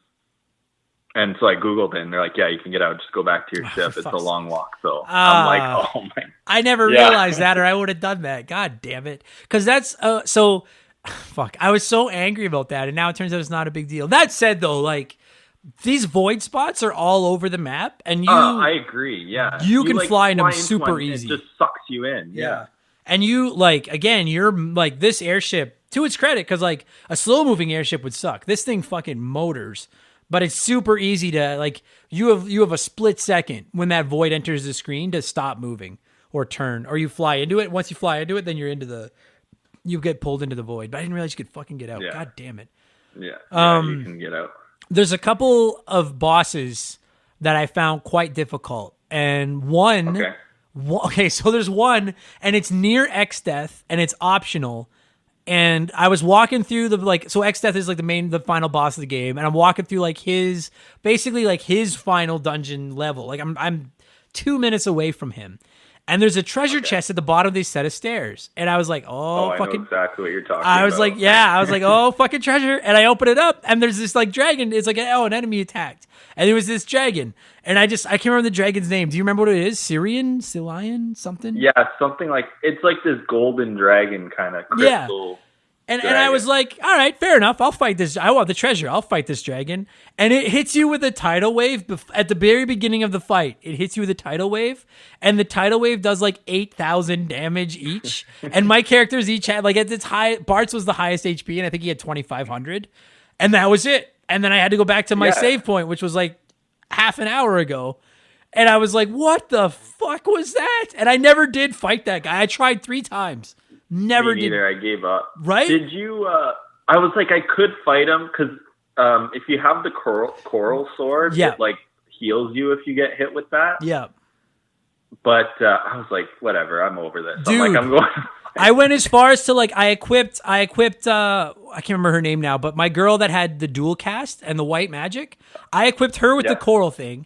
So he hits us with this tidal wave. It kills everyone but her. Then she dual casts Arise on 2 characters to get them right back. And then one of the characters she cast Arise on was my summoner. And then the summoner used Phoenix, which attacks the enemy and brings your a character back from the dead at full health. So one attack in, everyone's back, and I'm like, all right, let's go. Then its second attack wiped us all out. And I was like, what the fuck is this? So I gave up. Well, I'll never fight tidal wave, like constantly. Like, I don't know, that boss, there must be a way, like, I know there's a couple enemies in this game that if you fight them with magic, they'll just demolish you with their counterattack against magic, so you have to only use, like, physical attack. Yeah. I don't know if there's a trick like that with that boss, but holy crap. You think you're just... what's in that chest? Do you know? I looked it up, and it's... I think it's like the Mesamune or something. It's just like a big sword. It's like the most powerful sword of the game or something. But I just said, fuck it. I'm done with this. I was like, this is stupid. I was the same. And it's funny you mentioned that like certain enemies will attack every time you use magic, because there's a tower you have to go through, the fork tower. Yeah. And maybe I missed it somewhere, but like you go into this tower, it's near the end of the game. You go into this tower and you have to split into 2 parties of 2. Or I guess you could go 3 and 1 if you wanted. It doesn't really say. It's just you get to pick your parties and you have to send them to the 2 different sides of the tower. And they have to fight up the tower simultaneously, but separately from each other. And the first couple of times I tried to work my way up this tower, I got slaughtered. And then I Googled it, and then it said on the left side, you can only use magic if you use a physical attack. They'll counterattack and wipe you out. And on the other side, you can only use physical attacks if you use any magic. They counterattack and wipe you out. And then I was able to beat it. But like, I don't remember it telling me that anywhere in the game. Maybe I just wasn't paying attention. It does give you like a hint, but it's like a riddle. Like, it's super vague. Like, it doesn't tell you don't use magic, but it's like use brute force in this tower. Like, use magic. It doesn't say it exactly. It's just like kind of like a cryptic message. Yeah, because I can't imagine trying to play this without the internet, because I would have given up at that point because I was completely fucked. Yeah, because if you use magic, you're done, and vice versa, depending on what tower you're in. Yeah, you have no chance to counter anything. They hit you with they drop like meteor on you or something and take like 12,000 damage. Like, they murder you. And they meteor like 5 times before you get to attack again. Dude, like, and you know what really sucks is they keep hitting you to like let's just say your HP is 1,500 and they cast a spell on you where like one attack from the spell does 2,000 and it hits you like 6 times. So like, and you have to watch it just hammer you, and you're like, it's like the Simpsons scene where you're like, he's already dead, and they just keep fucking massacring you. And I could not figure out. You're dead 10 times over. Oh, I could not figure out what the fuck I was doing wrong. But then I looked it up. So I once I knew how to beat the tower, I thought it was a cool idea. But I was just a little bit irritated because I was like, I try to pay attention in RPGs, and I didn't think it told me what the fuck I had to do. I feel like it's that turtle that tells you that. But it's really. I hate that fucking turtle. I hate him. Really? I like the turtle. He's like an old sage, and he breaks Bart's balls all the time. When he fights like Exdeath, when I was a kid, that was like the most epic scene ever. Yeah, that's pretty rad because he like stands up. Like, to him. You know, like he gets knocked off first, and then he comes back and just like goes to town. Yeah, I'm trying to think. Like, is there? And then actually, sorry, I'm going to ask you if there's one other. The boss you fight, basically the second last mandatory boss, when you're in the void and you're crossing the bridge from the top of the castle, and then you have to fight this like big demon that casts Mega Flare once he's close to dead. I had a bitch. I beat him, but he fucked me around a couple of times before I got past him. Yeah, he was pretty tough. I found him tougher than Exdeath, actually. Really, Exdeath was the hardest for me, for sure. Oh, I beat him first try, and I'm not flexing. Maybe it's just a dual cast. Without dual cast, I was dead. But yeah, I didn't have dual cast. Yeah. But no, I had to leave and like do a few more things to beat Exdeath. Okay. His first form was fine. It was his second that would get me. Always, dude. And fucking game developers, guess what? Maybe I'm not speaking on behalf of all of our listeners right now, but I'll speak on behalf of me. Just give me one form. Just give me one tough form. Because the anxiety after 30 plus years of gaming, the anxiety I get when I beat a hard fought final boss and I'm just waiting for that stupid second form to pop up. I hate that feeling. Just give me one. Just make the one form the tough form. And just let me out. Don't make me stress. I don't know if you feel that way. I hate that. I fucking hate this. I think it's ingrained now. It's like, okay, maybe the first time it was unexpected, but now everyone expects it. Like if a final boss only had one form, you'd be like, wow, really? I love it. I'm like, surprising. Good. That's good, boss. Good game design. Well done. Or if you're going to give me a second form, give me a breather and just make the second form like really easy. Like have him be like, oh yeah. And then just be able to like kill him in like one hit. Like that would be such a nice little thing. Like this hard, anyway. Yeah. Like fuck. When it was first used, it's kind of expired now. Yes. I think people can get over that. I hate it. Just make the first form hard. Exactly. Why does he need to save his ultra form for the end? Exactly. I'm trying to think if there's anywhere else I really got stuck, but I'm thinking those are the ones that fucked me up the most. Is there anything where you got stuck? When I was a kid, like the first battle with Exdeath in his castle was like, when I beat him there, I was so excited. Yeah. And then I thought I beat the game. Oh. I realized I was like halfway through. That's become a staple too. It seems like in every RPG you fight the final boss halfway through and then you beat them and then shit gets way worse. Like that just always seems to, I don't feel like we're spoiling anything saying that. That just seems like RPG 101 these days. Yeah, no, I thought now I beat him so easily in that castle, but yeah. Yeah, I didn't like. I guess it maybe comes down to your builds, but outside of 2 or 3 instances, like I didn't find it to be the toughest. It wasn't easy. I'm not saying it was an easy game, but I really feel like the difficulty in this game, inadvertently or not, is somewhat related to how you build your team. Yeah, I agree. What I found I didn't have to grind too much in this one. Like I didn't hit any real walls. Yeah. Like I would just decide, okay, maybe this is a good spot to grind. I'd grind a bit, get a few levels, and then just continue. Yeah, you know what? I never had an issue.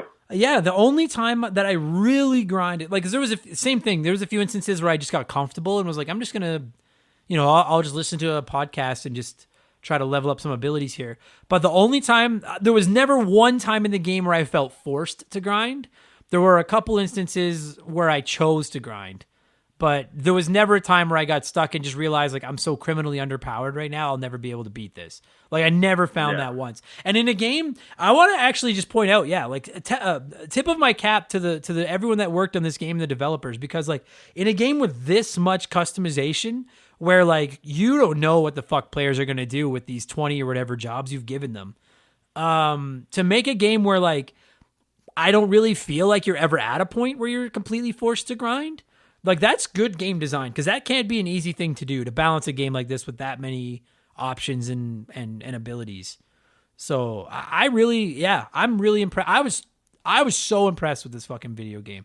Like, I'm very disappointed that it didn't just come to the Super Nintendo back in the day like the other two did. I really am. Anyway, I think, have you got anything else to weigh in on, Ben, before we get to that one big spoiler and start wrapping this thing up? Did I lose you, Ben? Oh, there you're back. There I we go. lost you for a bit. Okay, sorry about that. I was just ranting, Yeah. and I thought you were just being polite and being like, "Oh, the old man's ranting again." No. I was just saying how well designed I thought the game was, considering all the variables that go into it based on how players play. Like they did a great job balancing it. This set a good bar for my first RPG, and I think it still holds up to this day. I've played it a few times throughout the years, but this was the first time I actually completed the whole thing. So, Oh, is that right? Wow. yeah, there was like now I complete all my games, but before I would just like play for a bit, drop them, Yeah, start of a new course. game. If they were too long, like I wasn't into these like 30-hour games. Yeah, and I don't think this game overstays its welcome, but having been someone that did the optional quest of going to find all 4 tablets and then going to get the rewards from all those tablets, and then I went and found the mime job, which is completely optional and kind of hidden. Yeah, and I didn't look get up how to find it. I just found it by exploring, and I love that feeling when you find something completely by accident. I love that feeling. Yeah, Odin was like a really good find for me, and Bahamut. It's not a find because he like flies out and is like there's like this huge scene and you see exactly where he goes. Yeah, but, he tells you where to go find I it. like to see him in every Final Fantasy. Me too. I was like, One- come hell or one high thing water, I I'm have going to- for that. One thing I have to say about the summons that really frustrated me is the first couple summons you get are like Shiva and Ifrit, right? They're in, like, every Shiva, single game. Ramu, But- Ibra, yeah. Yeah, but Ramu, you get him, but he's an item. So I'm like, I got Ramu, and I'm like, I don't see him in my summoning. So you have to go in your inventory, click Ramu, and then he's added to your summoning. It's like, why wasn't it like that for Shiva and Ifrit? They Dude. just automatically joined your menu. The only reason that I didn't get tripped up by that was because I played Final Fantasy VIII for the first time a couple months ago, and there's something, I can't remember what it is, but there was something in Final Fantasy VIII that was the same thing. I had the item in my inventory for most of the game, and then looked up, how the fuck do I get this? And they're like, you just use the item, and then they add that character to your roster or whatever. I can't remember what it was. I think it was like a summoner or whatever. Yeah. And I was like, what the fuck? Why is that? I agree. That's such a stupid idea. I can't agree more with that. Because Ifrit, you beat Ifrit, he just joins. There's no item. Same with Shiva, they just join. Ramu, you're like, okay, I beat him. Where is he? Mm-hmm. That was just one.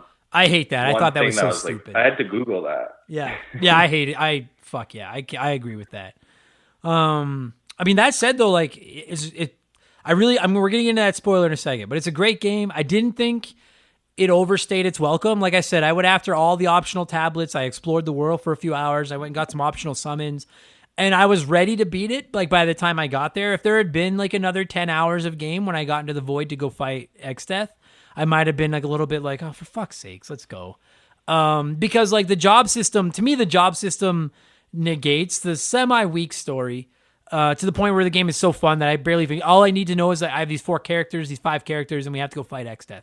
And I'm like, I don't even need more of a story than that. That's fine. Because the job system is so fun. Yeah. But near the end, when the job system is kind of, I don't want to say it's overstayed its welcome, but you have the characters you want, and there's not really the novelty of adding a bunch more abilities, then I'm like, okay, I'm ready to end it. And to its credit, like it's like, okay, when you're ready to end it, a couple more hours and you're done.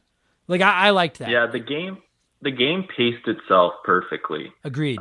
Yeah. And as a kid, this was like the first story-driven game that I ever played. So I didn't realize that video games like had stories like this. So at the time, this was like a big story for me. But now it's like your generic story. Guy's gonna end the world. You have to stop him. Yeah, and I liked it. I was like, I'm good with that. I don't need more than that. Yeah, Like it's good. Yeah. So I'm just going to warn you all right now. We're going to spend about, I would say, you know what? Honestly, like, I don't know. Like, I don't think there's that much, like 2 minutes. You think it's all it's going to take to kind of break down this one big thing? I think that's about, it's not that long.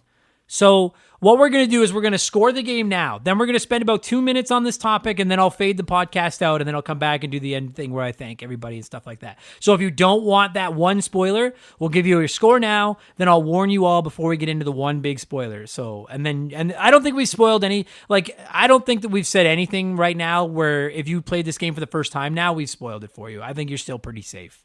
Agreed? I don't think we've done anything. Yep. Yeah. Yeah, I agree. So, okay, so we got to score this thing before we get into anything else. And I don't want to score it out of 5 because that's a little bit that's not a big enough scale. But there's 15 entries. I know there's sequels, blah, blah, blah. Shut up. There's 15 Final Fantasies, numbered Final Fantasies. So if you were going to score this game out of 15, Ben, what would you score this game?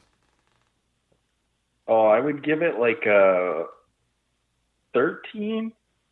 I really liked it, and it has like I have the nostalgia for it. Mm-hmm.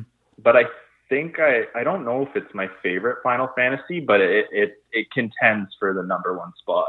Yeah, I feel that exact same way. Like I've always said that like 2/4 and 9 are my personal 2 favorites. 5 is right there with both of them. Like, yeah, I'd probably me it's 7 and 5 are my 2 favorites. Yeah, it's 7's fuck. What a crazy, like, such a hot and cold series. Like the 2, 3, or 4, 6, whatever you want to call them, 7, 9. Like there are some games that are pretty well just universally like 99% of people like that game's fucking rad. And then there's games that are hot and cold, like 12 and 8 seem to be the ones that people are like, some like it, some don't. And then there's like 13 that nobody seems to like. Just such a weird fucking series, man. Yeah, well, they take risks and change things up in almost every game. Yeah, they do. And sometimes it works and sometimes it doesn't. This one does. Job system is great. Yeah, I'm honestly like with absolutely no nostalgic ties to this game whatsoever.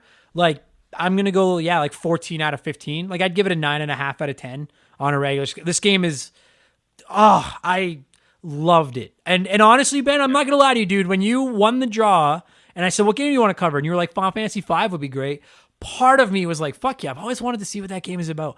Part of me was like, fuck me, that's like a 40-hour RPG. Because I'm not the world's biggest RPG fan. It didn't turn out to be 40 hours. But dude, thank you for picking this. Because this game fucking owns. I adored it. I will play it again. This game is so fucking good. I know. You hadn't covered it yet, so I was like, I really wanted to cover this. I'm like, perfect opportunity. Yeah. And I know you had just finished Final Fantasy VIII, so I gave you a few options. I'm like, I know you just played a big RPG. Like, if you want to do a different game, that's fine. No, as long as you were patient with me, and I just said I just need a little bit of time to kind of rinse my palate to Final Fantasy VIII before I hop into this one, and you were dope about it. Yeah, so and I had just finished 9 at that point too, Final Fantasy 9, so I was kind of on the same page. So we did perfect. Okay. Yeah. So I'm going to warn you all right now. We are going to go into this one, and it's not an earth-shattering spoiler, but there is one, to me, the biggest part of the plot. We're going to get into that right now. We're going to spend about 2 minutes on it. Then I'll play the music. Then I'll come back. So if you don't want to hear this part, skip ahead 120 seconds. All right, and then come back, and then you can listen to the outro. Okay. So 3, 2, 1. Okay. So we got 2 minutes. There's a point about 2/3 of the way through the game. So, like, the 5th character that we never really mentioned is Galuf. I don't know how to say his name. Is it Galuf? Say? I called him Galuf the whole time. Me too, because and Galuf feels better because if you've never played this game, he's like an old man and he's kind of senile and for a long time, he doesn't remember who he is. And he's awesome, but he just kind of is lost. In my opinion, he's the best character in the game. I agree, 100%. I think he's fucking hilarious. He's funny. Yeah, he's kind of like I think I just lost you. You can see like some of like some of the Japanese humor there. Like he's a little bit of like an old pervert. Yeah, he is. And then about 2/3 of the way through his part of the game, he completely remembers who he is and everything. And it turns out that like all these years ago when Exdeath was originally sealed in the void, Galuf was one of the 4 warriors that fought him off, along with Bart's dad and then a couple other people. And so I actually loved the idea that like one of the 4 heroes that sealed him away in the first place is on your team. And then he dies completely. I got to be honest, I did not see it coming. I don't know if you did. I did not see it coming. That was my Aerith. Like everyone always mentions like their first video game character that died was Aerith. Like Galuf was my Aerith. Like I was genuinely sad when he died. Me too. And I won't lie to you, I was pissed because I was like, dude, I put so much time into fucking developing him. He was going to be my summoner. I was like, fuck me. But then maybe one of the best things this game does is his granddaughter, who's been in the game the whole time, Creel, like, I don't know what he sends her. It looks like an old piece of cloth. I don't know what the fuck it is. But basically he gives her all his powers. And then she just joins the team and has everything you had given Galuf, she has now. Yeah. And then you're fighting with It takes a bit to grow. Yeah. She takes a bit to grow on me, but she eventually does. They flesh her out a little bit. Yeah, they do. To kind of make you, because you're like, okay, I just lost my favorite character. Like, who is this girl? Yeah. But then the fact that she joins your team and you don't have to restart any grinding you've done or anything. Like we wanted to get that in there. For me, that's like the biggest moment in the game. I love finding out who he is and what he did. I love the way that like he keeps kind of like his spirit kind of keeps showing up with Bart's dad and the other heroes to kind of cheer you on and help you. And I loved it. I loved that. And I'm so glad that moment wasn't spoiled for me. So if we just spoiled it for you, sorry, but we warned you. That's on you now. We warned you. I would also say like another minor spoiler is like Ferris is a boy at the beginning. Or you think they make you, but like her photo and like her pixel art image is clearly a girl. Yeah, that one didn't surprise me as much. They're all referring to her as like a boy, and then they're sleeping in one of the inns, and then Bart goes into the room to like wake her up and like lifts the blanket, and there's like a heart emoji above Bart's head, and then he runs out of the room. But like, yeah, that didn't surprise me. But then finding out that they're sisters, the two girls are sisters. Yes, that was a little bit of a surprise, but it was also awesome at the same time. Yeah. So yeah. As a kid, that caught me off guard. Yeah, like, I didn't. Yeah. So okay. When you're older, you. Sorry, I didn't mean to cut you off, but no, I agree. No, I thought it was great. So the spoilers are done. If you're back now, we're not spoiling anything else. I think, dude, it's been a long podcast, but I think we covered the bases. We scored it. I loved this game. I cannot recommend it more to you guys out there right now. If I'm not mistaken, it's not on any eShops. It's on iOS, Android. I'm not going to lie to you guys. I emulated it on my Super Nintendo because for some fucking reason, Square and Nintendo and all them refused to sell us their old games that we'd all be more than happy to pay them for. I have my original Game Boy Advance cart, but I emulated it because I just wanted to use save states. I wanted to like make it as quick as possible to get through this. Yeah. It's a great game though, and I find personally like you were gonna get the iOS version at first, and I was like, I hate the art style. I think it looks horrible. Yeah. Compared to the old pixel art style. Like, I'm not gonna lie to you. I thought this game looked fucking awesome. Like, I thought this game, playing the GBA port, I loved the way this, like, I have a massive fetish for like that 16-bit pixel art style to begin with, but I thought this game looked beautiful, and I'm actually, the main reason I wanted it on mobile was just because these long RPGs I find them easier to play handheld than in front of my TV. But agreed, yeah. I'm glad I played it on the GBA port because it looked awesome. So if you've got to cheat to play it, I'm not endorsing cheating to play it. I'm just saying it's worth your time. If you like RPGs, if it was on Switch, I would have bought it in a heartbeat, dude. If they release this game on the Switch tomorrow, I would buy it in a heartbeat. Because frankly, of the 3 Super Nintendo era Final Fantasies, I actually think this one might be the most replayable. Just because of that job system and all the shit you can do. So, dude, good stuff, Ben. It was nice to kind of meet you, and verbally at least. And thank you so much for supporting not only my charity stream but the podcast and being part of this community. And thanks for doing the show, man. You fucking nailed it. Great game, and you were a great guest. Very well done. Thank you. Oh, yeah. Well, thanks for having me. Hopefully. You get to do the event again next year, and we can crush that goal. That's the fucking rights. We're doing it. Well, actually, it really sucked. It was fucking hard last year, but we're gonna do it again. I promise, we'll do it again this year. Oh, I'm happy that I don't have to keep begging for this game to get covered. No, you got it. And like, dude, I'm telling you, like, I was nervous about giving someone the ability to just pick a fucking random game because I didn't want to have to play just some hot garbage and then have to come on here and like have someone be like, this is my favorite game ever, and then just have me shit all over it because I hated it. I was so scared of that. And you did the exact opposite. This, like, legitimately, we just ranked my favorite RPGs of all time, and this wasn't on the list because I hadn't played it yet. This knocks something off of my top 10 favorite RPGs of all time list because this is in my top 10. Well, I'm glad you enjoyed it. Great fucking game. Good talking to you, buddy. Thank you. Yeah, thanks.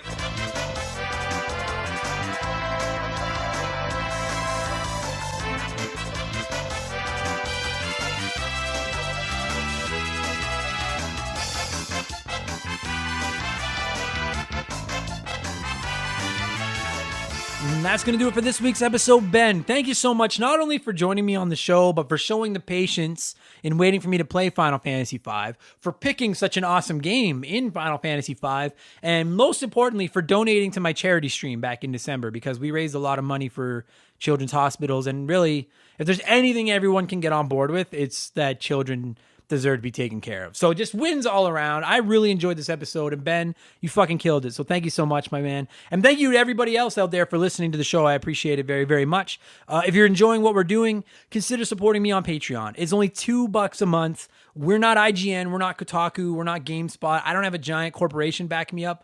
I'm just a comedian in his spare bedroom with a bunch of sound equipment that I found somewhere, and I'm trying to figure out how to make podcasts. So your money, it goes right into me and into the show, and it's really, really appreciated. And I take a lot of pride in the insane amount of value that I'm fucking puking on top of you for. You get 2 extra podcasts a week, access to over 70 extra podcasts instantly. You get a shout out on the show, access to our Discord. You can write in comments. You can DM with me.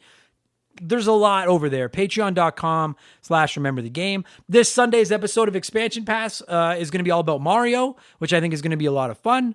I have a P.O. box. You can find the address at rememberthegamepodcast.com. You can shoot me a postcard or a letter, something little. Let me know where you're listening. I'll send you Remember the Game postcard back. We'll be best friends. That's how society works these days. And you can find me on Twitch. I'm over there every Tuesday, Wednesday, and Saturday. Tuesday and Wednesday nights at 8 p.m. Mountain Standard Time, and Saturday at 1 p.m. Mountain Standard Time. Just look for Member the Game on Twitch. Not Remember. I don't know who the fuck they are, but don't pay attention to them. Member the Game over on Twitch. Come hang out. It's a lot of fun. I spend just as much time arguing with and playing with the chat as I do actually sucking at whatever game I'm playing right now. And that's it. That's all she wrote. Next week, it is the big episode 150.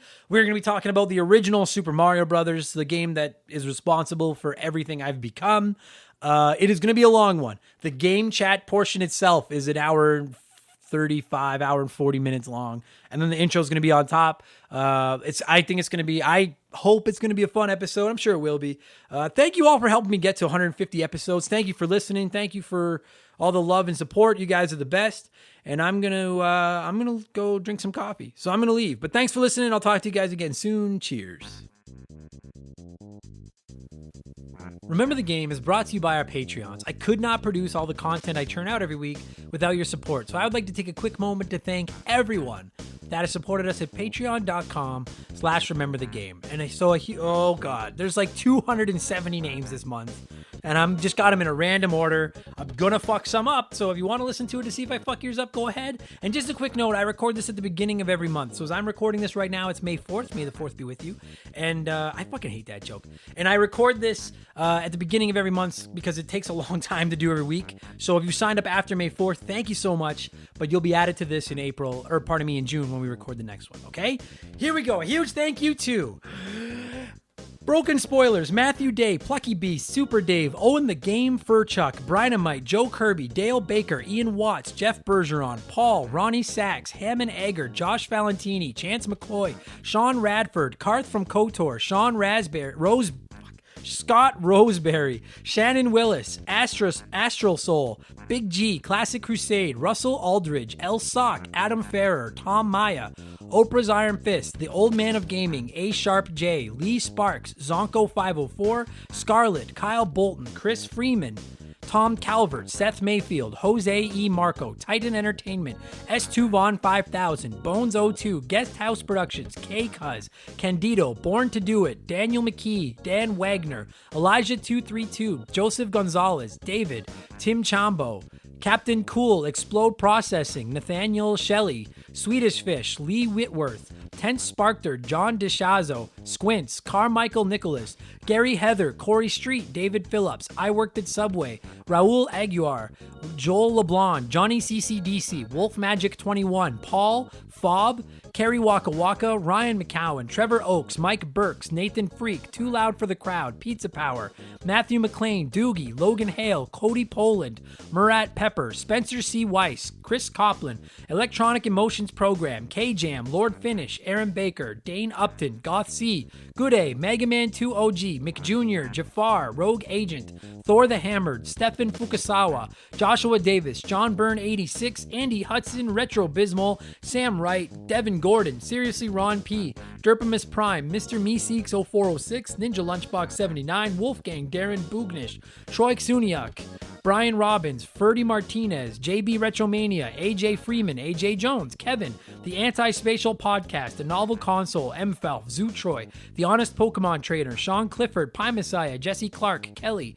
Rodrigo Tomazzi, Derek Jane, Mercury 869, Mad Shibs, Potato Bob Guy, That One Kid Nick, Dana Wucherall, Amy Gillen, James Anderson, MPG in Buffalo, Pat Duddy, 8-Bit Bovey, Poops Loomis, Raging Demon, Mr. Satan, Troy Cherichetti, Silver Grunion, Peebs, Wolverine Films, David Schnatterer, Martin Greenwood, Dominic S. Thompson, Tim L. Adam Beasley, G9PSX, PB McFadden, Jared, The Giraffe, Tim Rial, Starro Probin, Jay Clutch, Very Cool Dude, Vincent L., X-Water, Retro Ghosty Ghost, Ryan Bayshore, Christopher Russell, Mike Maloney, Defunct, Tommy Reynolds, Ryan Kinchin, Arpad Bodos, Jer Bear, S2S, Adam J., Zane Donovan, John Quack, Ryan Yeager, Morgan, Geek Life Radio, David Ray, Danny Vega, Tom Kite, Brian Medeiros, Andre SJA Flash, A-Town, Mark Jones, Nathan Tremblay, Chris Knife 007, White Burrow, Miles from BringBackRetro.com, Brian Ransom, Matt McLean, Mr. Nick, Michael Haig, The T-Word, Miklos Blackshaw, Aaron Lawson,